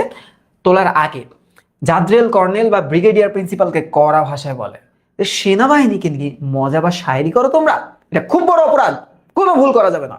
এবং তাকে ছেড়ে দেওয়া হলো এবং তাকে কড়া ওয়াচে রাখা হবে। তার মানে এতক্ষণ ডক্টর আফাজ যে ভাব নিতেছিল সব ভাব কিন্তু ভেস্তে গেল। উর্দুর প্রফেসর আকবর সাজিদের দোহাই পেরে প্রিন্সিপালের সুবিধা হলো না। প্রিন্সিপাল ওই যে উর্দুর প্রফেসরের সাথে থাকতো অলওয়েজ, উর্দুর প্রফেসর মানে কি পাকিস্তানের পক্ষে ছিল। ও মনে করতো যে আমার কোনো ভয় নাই, আমি এক পাকিস্তানি সাপোর্টার, দ্বিতীয় উর্দুর প্রফেসরের সাথে আমার ভালো খাতির, তাই মিলিটারি হয়তো বা আমাকে কিছু বলবে না। কিন্তু মিলিটারি তাকে শেষমেশ একটা ঝাড়ি দিয়ে গেল। দেখো নুরুল উদ্বিগ্ন হয়, সাজিদ সাহেব যদি পালিয়ে না থাকে তো তার কপালে যে কি আছে তা কে জানে, এক আল্লাহ ছাড়া, আর এই মিলিটারি জানে। ঠিক আছে, একটা মানে নুরুল হুদা একটু অবাক হলো। দেখো আর এক পেজ বাকি আছে, এবার মজা আছে। দেখো তাদের দুজনের চোখ বেঁধে দেওয়া হলো, জিপ চলছিল একে বেঁকে, মস্ত উঁচু একটা ঘরে তাদের এনে ফেলা হলো। চোখ খুলে দিলে সে আব্দুস সাত্তার মৃধাকে আর দেখতে পায় না। কারণ কি? তাকে সরিয়ে ফেলা হয়েছে, তাকে অন্য জায়গায় যায় জিজ্ঞাসাবাদ করা হবে, সরিয়ে ফেলা ফেলা হয়েছে। ঠিক আছে, সরিয়ে ফেলা হয়েছে। দেখো কি ডেঞ্জারাস কাহিনী, এই যে আমাদের এই জুলাই এর মতোই কাহিনী অনেকটা। চোখ খুলে দিলে আব্দুস সাত্তার মৃধাকে সে দেখতে পায় না, ভয় পেয়ে যায়, জায়গাটাও একেবারে অচেনা। একটা ডেক চেয়ারে বসে, এই ডেক চেয়ার বলতে একটা উঁচু চেয়ার বলতে পারো তোমরা, হ্যাঁ, উঁচু চেয়ারে বসে সে কতক্ষণ বসে থাকলো তার কোনো হিসাব নেই। তার সামনে একটা চেয়ারে বসে এসে বসলো এক মিলিটারি, তাকে ইংরেজিতে নানা প্রশ্ন করলো। Hey, how are you fine? Nurul Huda বলছে, yeah I am fine, thank you, please ask me what do you want to know. এরকম তাদের ভিতরে কথোপকথন হচ্ছে। আর আমি যদি ইংলিশ পড়ানো শুরু করি, তোমাদের দুই সাইফুল স্যার যে আছে তাদের মার্কেট আসলে নষ্ট হয়ে যাবে। এবার দেখো ভাই ব্রাদার, তো তাদের মার্কেট নষ্ট করে আমার কি? এবার কি বলতেছে দেখো, আচ্ছা, এবং সে জবাব দেয়। লোকটা চলে গেলে তাকে অন্য ঘরে নিয়ে ফের অন্য একটা লোক এসে তাকে প্রশ্ন করে এবং সে জবাব দেয়। প্রশ্নগুলো প্রায় একই এবং তার উত্তরেরও হেরফের হয় না। একই প্রশ্ন করার কারণ কি? একই প্রশ্ন করার কারণ হচ্ছে উত্তর যদি আলাদা হয়, হ্যাঁ, উত্তর যদি কোনো মতে আলাদা আলাদা হয়, তবে, হ্যাঁ, তবে সন্দেহ বাড়বে। মানে ওদের জিজ্ঞাসাবাদ বা তোমার হচ্ছে ইনভেস্টিগেশনের একটা উপায় আছে, পুলিশের কি করে, একই প্রশ্ন করায়। কারণ ধরো তুমি এবং তোমার বন্ধু কি করছো, এই যে ধরো চিন্তা করো তোমাদের হচ্ছে কি বলে এখন সানি ভাই, হ্যাঁ, সানি ভাই কি করছে, সানি ভাই ধরো ভিকানুন্নেসার সামনে যায় ফোনে কথা বলতে বলতে, ধরো সে তার ওয়াইফের সাথে কথা বলতেছে। কার সাথে? কার ওয়াইফ? তারই ওয়াইফ। তো তার ওয়াইফের সাথে মানে সানি ভাবির সাথে কথা বলতে বলতে হঠাৎ করে সানি ভাবিকে একটু ভালোবেসে বাঁশি বাজায় ফেলছে। তো একটা মেয়ে পাশ থেকে শুনছে, পাশ থেকে শুনে তো সে মেয়েটা একদম একদম চিত্তামিতা ফায়ার, এই সানি ভাই আপনি আমাকে উত্ত্যক্ত করছেন। ধরো সানি ভাইরে পুলিশে দিছে, তো পুলিশে সানি ভাইরে জিজ্ঞাসাবাদ করতেছে না, তো জিজ্ঞাসাবাদ করার পর সানি ভাই বলতেছে, আমি তো আমার ওয়াইফকে করছিলাম, আমি তো ওকে করিনি, আমি তো বিবাহিত। হ্যাঁ, এরপর আরেকটা পুলিশ আসছে, আরেকটা পুলিশ এসে সেম কোয়েশ্চেন করতেছে, যাতে কোনোভাবে উত্তরের হেরফের হয়, তার মানে এই লোক কালপ্রিট। এরকম ভাবে তারা জিজ্ঞাসাবাদ করে। ঠিক আছে, এবার একটু দেখো কি বলতেছে। অন্য একটা লোক এসে তাকে প্রশ্ন করে এবং সে জবাব দেয়। প্রশ্নগুলো প্রায় একই এবং তার উত্তরেরও হেরফের হয় না। কি প্রশ্ন? এবার প্রশ্নগুলা বলতেছে, এইটা একটু মনে রাখতে হবে তোমাদের। দেখো কিছুদিন আগে তাদের কলেজে কয়েকটা লোহার আলমারি আসছিল। একটু মনে রেখো, আলমারির সংখ্যা হচ্ছে টোটাল 10টা আলমারি আসছিল। এখন তোমরা বলতে পারো 10টা আলমারি কেন? তো প্রয়োজন মতো স্কুলের রেনোভেশন হয় না, যে ধরো এখানে বই রাখবে, এখানে ধরো প্রয়োজনীয় কাগজপাতি রাখবে, এখানে প্রশ্ন রাখবে, এরকম 10টা আলমারি আনা হয়েছিল যুদ্ধের মধ্যবর্তী সময়ে, হ্যাঁ, কলেজ সাজানোর জন্য। এবার একটু চিন্তা করো, একটু দেখো, বলতেছে আলমারি, কয়েকটা আলমারি কেনা হয়েছিল, ওগুলা বয়ে নিয়ে এসেছিল কারা? মানে ধরো ব্যাপারটা কিরকম জানো? ব্যাপারটা আমি তোমাদেরকে যদি একটু স্থিরভাবে বুঝাই, যে তাদের মূল টার্গেটটা কি ছিল। দেখো তাদের মূল টার্গেট ছিল এরকম, যে প্রিন্সিপালের রুমে, হ্যাঁ, একটু একটু লিক হয়ে গেল, হ্যাঁ, প্রিন্সিপালের রুমে যেহেতু কি হয়েছে বলতো, যেহেতু গ্রেনেড মারা হয়েছে, হ্যাঁ, গ্রেনেড মারা হয়েছে, সুতরাং তারা পুরো স্কুলের নকশাটা জানে, হ্যাঁ, সুতরাং তারা, স্কুল তো না, কলেজের কি জানে? নকশা জানে, তারা কলেজের নকশাটা জানে। তো এই যে বাইরের যারা আসছিল তাদেরকে ফাইন্ড আউট করার চেষ্টা করতেছে, বাট পারতেছে না। তো মিলিটারিরা ধারণা করতেছে কোন টিচার হয়তোবা তাদের পুরা স্কুল কলেজের নকশা সম্পর্কে আইডিয়া দিছে, এবং এই কলেজের টিচাররাই হয়তোবা তাদেরকে সহযোগিতা করছে। ঠিক আছে, এটা হচ্ছে কনসেপ্টটা। এবার দেখো সে জবাব দেয়, ঠিক অফিসের জন্য নেওয়া হয়েছিল 3টা। এটা একটা এমসিকিউর জন্য মেলা গুরুত্বপূর্ণ। বোটানি, হিস্ট্রি, জিওগ্রাফি, কয়টা ডিপার্টমেন্টের নাম আছে লিখতে হবে কিন্তু। একটা হচ্ছে বোটানি, অর্থাৎ তোমরা জানো এটা হচ্ছে উদ্ভিদ বিজ্ঞান। একটা হচ্ছে হিস্ট্রি বা ইতিহাস, এবং জিওগ্রাফি অর্থাৎ ভূগোল। ডিপার্টমেন্ট বা বিভাগের জন্য 2টা করে, টোটাল কয়টা হলো 6টা, আর আগে ছিল অফিসের জন্য 3টা, হইলো 9টা, এবং ইংরেজির জন্য 1টা। মোটে মিলায় কয়টা? মোটে মিলায় হচ্ছে 10টা। তো এই পার্টটা একটু জ্ঞানমূলকের জন্য পড়বা, জ্ঞানমূলক, ঠিক আছে, জ্ঞানমূলকের জন্য তোমরা পড়বা। এবার একটু খেয়াল করি, এত কথা বলার দরকার নাই তার, ওই আলমারির গুলো নিয়ে আসা কয়েকটা ঠেলাগাড়ি করে, ঠেলাগাড়ি ওয়ালাদের তো সে ভালো মতোই চেনে। তো এইবার পুলিশ একটু অ্যাগ্রেসিভ হয়ে গেছে, পুলিশেরা একটু অ্যাগ্রেসিভ হয়ে গেছে। কেন অ্যাগ্রেসিভ হয়েছে জানো? কারণ তার উত্তরগুলোও সেম, সে কোনো উত্তরে হেরফের দেয় না। তো ওরা একটু অস্থির হয়ে গেছে মিলিটারি, যে এই লোক, এরা দিয়ে হবে না, এর একটু অ্যাগ্রেসিভ ওয়েতে প্রশ্ন করি। হ্যাঁ দেখো, সরাসরি সে প্রশ্ন করলো মিলিটারিরা নুরুল হুদাকে, যে এই আলমারিগুলা যারা আনছে তাদের সাথে তোমার সম্পর্ক কি? তো সে তো একজন টিচার, তার সাথে এই আলমারি যারা আনছে এই কর্মীদের কেমনে সম্পর্ক থাকে? এবার দেখো নুরুল হুদা জবাব দেয়, how come I do know them, হ্যাঁ তারা হলো খলি and I am a lecturer। হে খুলি, খুলির ইংলিশ কি ভাই? খুলির ইংলিশ খুলি, ঠিক আছে। এবং সে একজন লেকচারার, যে তারা একজন কুলি, আমি লেকচারার, ওরা ভার বহন করে, আমি পোলাদের পড়াই, আমাদের সাথে তার কি খাতির হবে? তাহলে সে তাদের সাথে এত কথা কেন বলছিল? তার মানে দেখো, কেউ হয়তো বা বলে দিছিল যে নুরুল হুদাকে আমরা দেখছিলাম যে কুলিদের সাথে একটু কথা বলছে, এই জের ধরে নুরুল হুদাকে এখন চার্জ করবে। দেখো, প্রিন্সিপালের আদেশে সে আলমারিগুলোর স্টিলের পাত, ঘনত্ব, দেরাজের সংখ্যা, আকার, তালা চাবির মান, রঙের মান প্রভৃতি পরীক্ষা করে দেখছিল। এটাই তার দায়িত্ব ছিল। এই কারণে আমি কথা বলছি। ধরো ফাহাদ স্যার বলছে যে তোর বাসায় স্মার্ট বোর্ড যাবে, তুই একটু চেক করে দেখবি। তো আমার কি কর্মীদের সাথে কথা বলা লাগবে না? আমি কি একটু দেখে নিব না? আমি বলবো না এই জায়গায় স্পট কেন, এই জায়গায় স্ক্র্যাচ কেন? তো অনেকক্ষণ ধরে নুরুল হুদা এগুলা কথা বলতেছিল।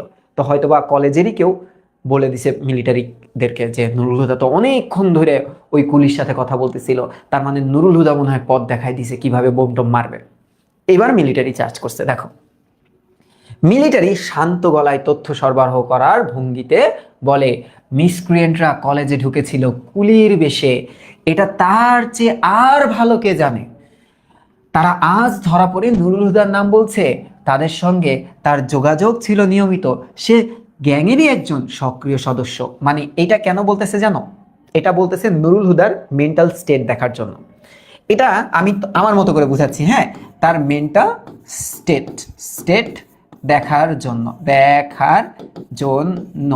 ওই যে ধরো আমি রাস্তা দিয়ে হাইটে আসতেছি, তো আইসা আমার ধরো একজন বলতেছে, এই তোরে তো দেখলাম ওই জায়গায় যার দাঁড়ায় সিগারেট খাইতে, তো আমি তো সিগারেট খাই না, তো আমি কি করবো? আমি কি চেতে যাব?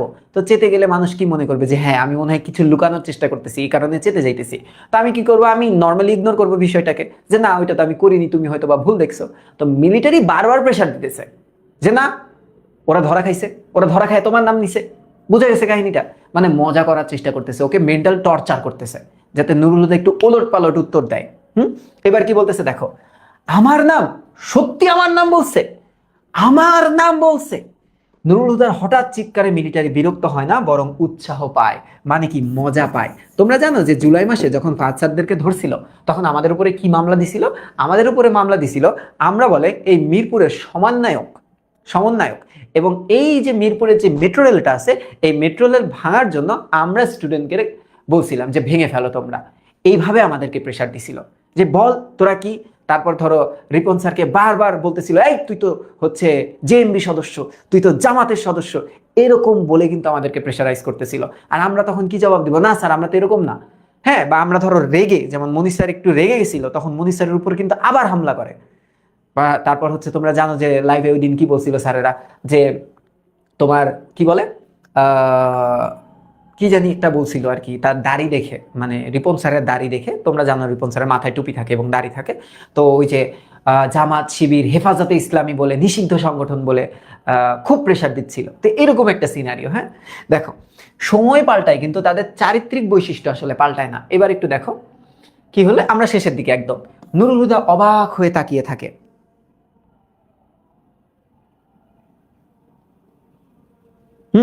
নুরুল হুদা কি, নুরুল হুদা অবাক হয়ে তাকিয়ে থাকে যে আসলে কি রে, মানে তোমাকে যদি কেউ এমন ভাবে প্রেশারাইজ করে, একটা সময় তুমি মানবাই যে ধুর না করলেও, তোমার মন তোমারে প্রেসার দিয়ে মানাইতে বাধ্য হয়ে যাবে তখন, যে আয় হায় রে, মানুষটা আমার এত দোষ দিতেছে, তার মানে মনে হয় আমি এটা করছি। হ্যাঁ, তো নুরুল হুদা অবাক হয়ে তাকিয়ে থাকে, তারা কি তাকে চেনে?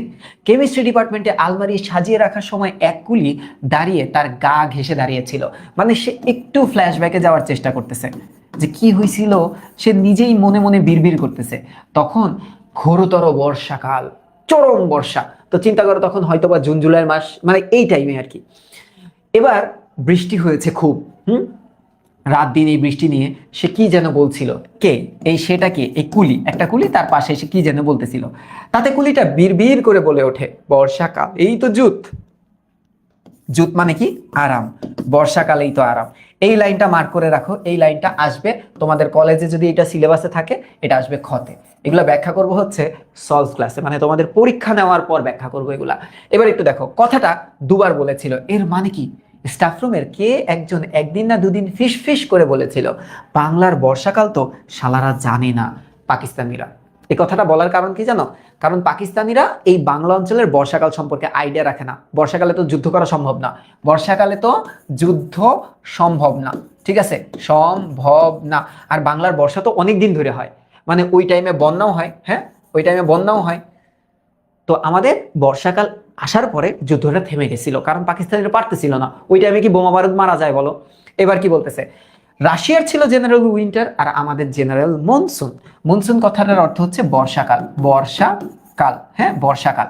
আচ্ছা, এই যে রাশিয়া দ্বিতীয় বিশ্বযুদ্ধের টাইমে, একটু মনে রাখো, দ্বিতীয় বিশ্বযুদ্ধ, ওয়ার্ল্ড ওয়ার লিখলাম, এই টাইমে যে হিটলার বাহিনী ছিল না, হিটলার, এই হিটলার বাহিনীরা কোনোভাবেই অ্যাটাক করতে পারতেছিল না। হিটলার বাহিনীরা কোনোভাবেই অ্যাটাক করতে পারতেছিল না। কাকে? এই রাশিয়াকে। কারণ ওই সাইবেরিয়ান অঞ্চলে সেই তোমার উইন্টার যখন থাকে, অর্থাৎ কি উইন্টার মানে জানি কি, তোমার শীতকাল যখন থাকে, ওই টাইমে তো তীব্র বরফ থাকে।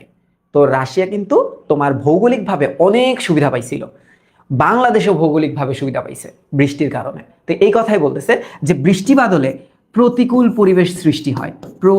এই লাইনটা কিন্তু সব থেকে গুরুত্বপূর্ণ, এবং পরীক্ষায় এটা থেকে আসবে, দেখো, বর্ষাকালে যুদ্ধ বা টুপির তেজ। হ্যাঁ, প্রতিকূল অবস্থার কারণে, অবস্থার কারণে।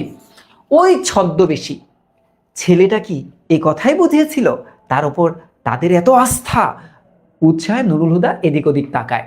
তার মৌনতা মিলিটারিকে আরেকটু নিশ্চিত করে। মৌনতা মানে কি? চুপচাপ। হ্যাঁ, চুপচাপ থাকা, চুপচাপ থাকা। এবার একটু বোঝানোর চেষ্টা করি। হ্যাঁ, দেখো, যে কুলি ছিল, মিলিটারিরা বলতেছে ওরা কুলি ছিল না, ওরা ছদ্মবেশী মিসক্রিয়েন্ট ছিল। ছদ্মবেশী মানে কি? রূপধারী, রূপধারী। ছদ্মবেশী মানে কি? রূপধারী মিসক্রিয়েন্ট। ওরা নাটক করছিল, ওরা তোমার হচ্ছে আলমারি দিতে এসে পুরা মিলিটারি ক্যাম্প সম্পর্কে আইডিয়া নিয়ে গেছে, যাতে মিলিটারি ক্যাম্পে বোমা মারা যায়। এটা নুরুল হুদাকে বলতেছে। নুরুল হুদা তখন বিশ্বাস করে, কি আমাকে কি বলতেছে, আমার সাথে তো এই কথাই হয় নাই। তখন মিলিটারিরা বলতেছে, না, তুমি লুকাচ্ছ, তুমি লুকাচ্ছ, এবং তোমার নামই ওরা নিছে বারবার। তখন মিলিটারি বলতেছে, কেমনে বলে আমার নাম নিছে, আমার উপর এত আস্থা ওদের। হ্যাঁ, এবার দেখো, তখন নুরুল হুদা একটু চুপ হয়ে যায়। তখন মিলিটারিরা মনে করে যে নুরুল হুদাই মনে হয় তাদের সাথে খোঁজ খবর রাখছে, নুরুল হুদা এই কাজটা করাইছে। কারণ ওই যে আমরা বলি না যে মৌনতা বা চুপচাপ থাকাটা, নীরবতা কিসের লক্ষণ বলতো? সম্মতির লক্ষণ। এইবার মিলিটারিরা চড়াও হবে তার উপরে। দেখো, কিছুক্ষণ পর, কতক্ষণ পর সে মিলিটারি, দেখো, সে বুঝতে পারে না। মিলিটারি তাকে ফের একই প্রশ্ন করে, জবাব না পেয়ে প্রবল বেগে তাকে ঘুষি লাগায় দুইটা। এমনি ঘুষি মারছে তারে, ঠিক আছে? কয়টা মারছে একটু দেখো, দুইটা ঘুষি মারছে। প্রথম ঘুষিতে সে কাত হয়ে গেছে, ধরো সে ঘুষি মারছে, কাত হয়ে গেছে। দ্বিতীয় যে ঘুষি মারছে না, সে পইড়া গেছে। আমিও পইড়া গেছি। দেখো, দ্বিতীয় ঘুষিতে সে পড়ে যায় মেঝেতে, মেঝে থেকে তুলে, বেশি জোরে মেরে ফেলাইছি।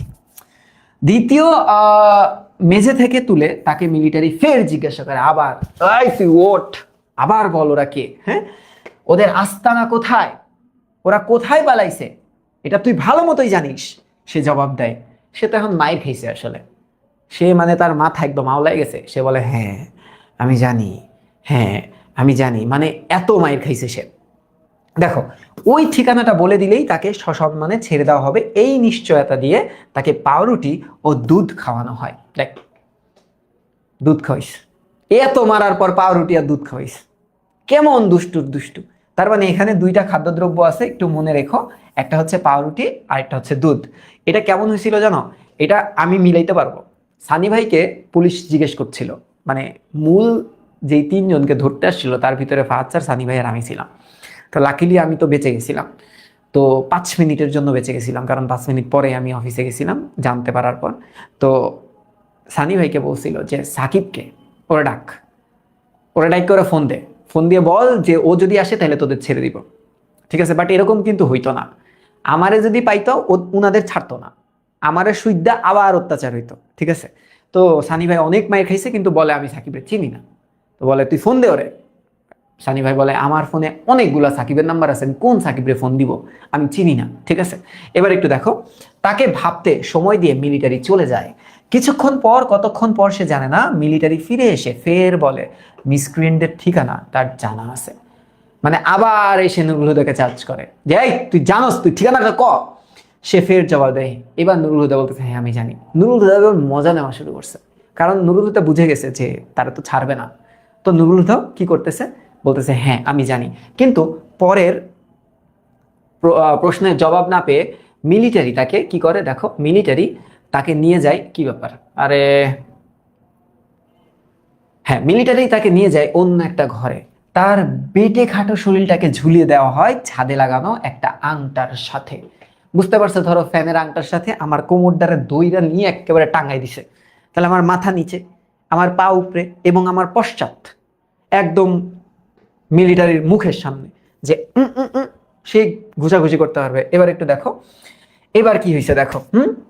ঝুলিয়ে দেওয়া হলো ছাদে লাগানো একটা আংটায়, তার পাছায় কোথায়, এটা একটু মনে রেখো, চাবুকের বাড়ি পড়ে সপাত সপাত করে, ঠাস ঠাস, এমন না, সপাত সপাত এরকম করে আওয়াজ হইতেছে। ঠিক আছে, তার পাছায়। তবে বাড়িগুলো বিরতিহীন পড়তে থাকায় কিছুক্ষণের মধ্যেই নুরুল হুদার কাছে মনে হয় স্রেফ উৎপাত। স্রেফ উৎপাত কথাটার অর্থ কি, ওই যে ওই শুধু নর্মাল বাড়ি দিতেছে এরকম মনে হচ্ছে। কারণ কি, তার কিন্তু সেন্স চলে গেছে, আসলে তার শরীর ওই জিনিসটার আর সেন্স নিতে পারতেছে না যে তাকে এত পরিমাণ মারা হয়েছে। তবে তারপর দেখো, মনে হচ্ছে যেন বৃষ্টি পড়ছে মিন্টু রেইনকোটের ওপর। এতক্ষণ কিন্তু সে রেইনকোট পরে আছে। হ্যাঁ, আচ্ছা ভালো কথা, রেইনকোটটা এরা খুলে ফেলেছে। এবার আয় হায় রে, এবার সে উলঙ্গ হয়ে গেছে। কোথায় রাখলো কে জানে, কিন্তু তার ওম অর্থাৎ রেইনকোটের যে গরমটা, এই গরম বলতে কিন্তু বুঝাচ্ছে আসলে সাহস। রেইনকোট পরার পর তার মনে যে সাহসটা যাচ্ছে, সেই সাহসের কথা বলতেছে। সে অবিরাম বলেই চলে যে মিসক্রিয়েন্টদের ঠিকানা তার জানা আছে। শুধু তার শালার নয়, তার ঠিকানা জানার মধ্যে কোনো বাহাদুরি নেই। সে ছদ্মবেশী কুলিদের আস্তানাও চেনে। এখন তোমরা বলতে পারো আয় হাই, ও কি বলতেছে? হ্যাঁ, এটা বলার একটা কারণ আছে। দেখো, নুরুল হুদা সরাসরি যুদ্ধে অংশগ্রহণ করে নাই, কিন্তু পাকিস্তানিদেরকে সে কি করছে বলতো, পথভ্রষ্ট করছে। এখন ধরো এদেরকে, পাকিস্তানিদেরকে বা মিলিটারিদেরকে নুরুল হুদা কি বলতেছে যে আমি তার ঠিকানা চিনি, অ্যাকচুয়ালি কিন্তু চেনে না। তো পাকিস্তানিরা টাইম ওয়েস্ট করতেছে না, তো এই টাইমের মধ্যে মুক্তিবাহিনী যদি অন্য কোনো জায়গায় অ্যাটাক করে তাহলে কিন্তু পাকিস্তানিরা জানতে পারবে না, মানে তাদের কি পথভ্রষ্ট করতেছে। এটাও কিন্তু এক ধরনের অংশগ্রহণ যুদ্ধে। আর এই অংশগ্রহণটা সে কখন করে, সে যখন মিলিটারি অর্থাৎ মিন্টু রেইনকোটটা পরে। কারণ মিন্টু ছিল একজন মুক্তিযোদ্ধা, সে বলতেছে এই আধ্যাত্মিক পাওয়ারটা তার রেইনকোটটা পরার পর আসছে। যেমন ধরো আমরা অনেক সময় এরকম বলি না যে আমার দাদার আজকে আমি পরছি, কি বলে, কোট প্যান্ট পরছি, হয়তো বা আমি আমার দাদার মতো বিহেভ করতেছি। বা ধরো তুমি প্রথম দিন তোমার বাবার কোট পরে প্রেজেন্টেশন দিতে গেছো, তখন তোমার একটা অন্যরকম কনফিডেন্স আসবে যে আজকে আমি আমার বাবার কোটটা পরে আসছি, আমার বাবাও এই কোটটা পরে প্রেজেন্টেশন দেয়। ঠিক আছে, একটা কনফিডেন্স কাজ করে না, তো তার মনের ভিতরে এই কনফিডেন্সটা কাজ করে। এই কারণে তার ভিতরে একটা দেশপ্রেম, তার ভিতরে একটা সাহস এবং তার ভিতরে একটা উষ্ণতা এসে পড়ে। অথচ নুরুল হুদা কিন্তু ছিল ভীতু। এখন নুরুল হুদা কি করতেছে, টাইম ওয়েস্ট করতেছে আরবি। দেখো সেও চালাক, এখন সে তার নিজের প্রাণের ভয়টা ছেড়ে দিছে। তারাও তাকে চেনে এবং তার উপর তাদের আস্থাও কম নয়। তাদের সঙ্গে তার আতাতের অভিযোগ, আতাত কথাটার অর্থ হচ্ছে সম্পর্ক, সম্পর্কের অভিযোগ ও তাদের সঙ্গে তার আতাত রাখার উত্তেজনায় নুরুল হুদার ঝুলন্ত শরীর এতটাই কাঁপে যে চাবুকের বাড়ির দিকে তার আর কোনো মনোযোগ থাকে না। হ্যাঁ, নুরুল হুদা আসলে ছেড়ে দিছে। এবার দেখো একটু শব্দার্থগুলো তোমাদেরকে বলি। জেনারেল স্টেটমেন্ট মানে কি? সাধারণ বিবৃতি। স্পেসিফিক ক্লাসিফিকেশন মানে কি? সুনির্দিষ্ট শ্রেণীকরণ। তলব কিয়া, আভি জানা হোগা, তলব করেছেন। তলব কথাটার অর্থ কি? খোঁজ। হ্যাঁ, খোঁজ, এখনই যেতে হবে। মনে রাখবা, শব্দার্থ ছাড়া যাবে না। এবার একটু দেখো, मिसक्रिएंट लोग इलेक्ट्रिक ट्रांसफार्मर तोड़ दिया और वापस जाने का टाइम प्रिंसिपल साहब का कोठी में ग्रेनेड फेंका, गेट तोड़ दिया। মিসক্রিয়েন্টরা ইলেকট্রিক ট্রান্সফরমার উড়িয়ে দিয়েছে, আবার ফিরে যাওয়ার সময় প্রিন্সিপাল সাহেবের বাড়িতে গ্রেনেড ছুড়েছে, গেট ভেঙে দিছে। ক্যাসে মানে কিভাবে, এটা আমরা জানি। আচ্ছা, এবার দেখো মিসক্রিয়েন্ট শব্দের অর্থ কি? এতক্ষণ পর দিছে, এটা হচ্ছে দুষ্কৃতকারী। বাংলাদেশের মুক্তিযুদ্ধের সময় পাকিস্তানি সরকার ও তার সেনাবাহিনী, এই শব্দটি বাংলাদেশের মুক্তি বাহিনীর হেয়। হেয় কথাটার অর্থ হচ্ছে নিচু। হেয় কথাটার অর্থ হচ্ছে নিচু বা নিচ। হ্যাঁ, নিচ। প্রতিপন্ন, প্রতিপন্ন মানে প্রমাণ। হ্যাঁ, প্রমাণ বা দেখানোর জন্য এটা ব্যবহার করছে। এবার কি বলতেছে? আব্দুল সত্তার মৃত্যু का घर जाना होगा, आप अभी आइए। एक कर्नल साहब पहुंच गया और वापस जाने का और सब प्रोफेसर को इत्तेला दिया। इत्तेला মানে ডাক দিছে, ফরান আইয়া। আব্দুল সত্তার মৃধার বাসায় যেতে হবে, আপনি এখনই আসুন। এক কর্নেল সাহেব এর মধ্যেই চলে এসেছে, সব প্রফেসরদের ডাকছে, তাড়াতাড়ি আসুন। এটা তোমরা জানো। এইবার দেখো, ওয়েল্ডিং ওয়ার্কশপ মানে কি? ঝালাই কারখানা।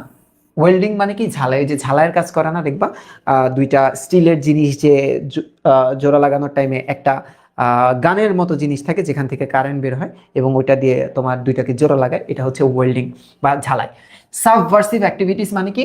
রাষ্ট্র বিরোধী কর্মকাণ্ড। পাকিস্তান সরকার ও তাদের সমর্থকরা মুক্তিযোদ্ধাদের তৎপরতা বোঝাতে এই সাবভার্সিভ অ্যাক্টিভিটিস কথাটা চলান ছিল। এবার দেখো ক্র্যাকডাউনের রাত, 25শে মার্চ দিবাগত রাত, এটা সম্বন্ধে সবাই জানো। এই যে এইটা হচ্ছে মহা গুরুত্বপূর্ণ অনুধাবন। অনুধাবন মহা গুরুত্বপূর্ণ। কি? রাশিয়ার ছিল জেনারেল উইন্টার, আমাদের জেনারেল মনসুন। দ্বিতীয় বিশ্বযুদ্ধের সময়, যেটা আমি তোমাদেরকে বলছিলাম, প্রচন্ড শীতের কবলে পড়ে হিটলার বাহিনী রুশ বাহিনীর হাতে পর্যদস্ত হয়েছিল। পর্যদস্ত মানে কি? পেরে ওঠেনি। হ্যাঁ, পর্যদস্ত কথাটার অর্থ কি?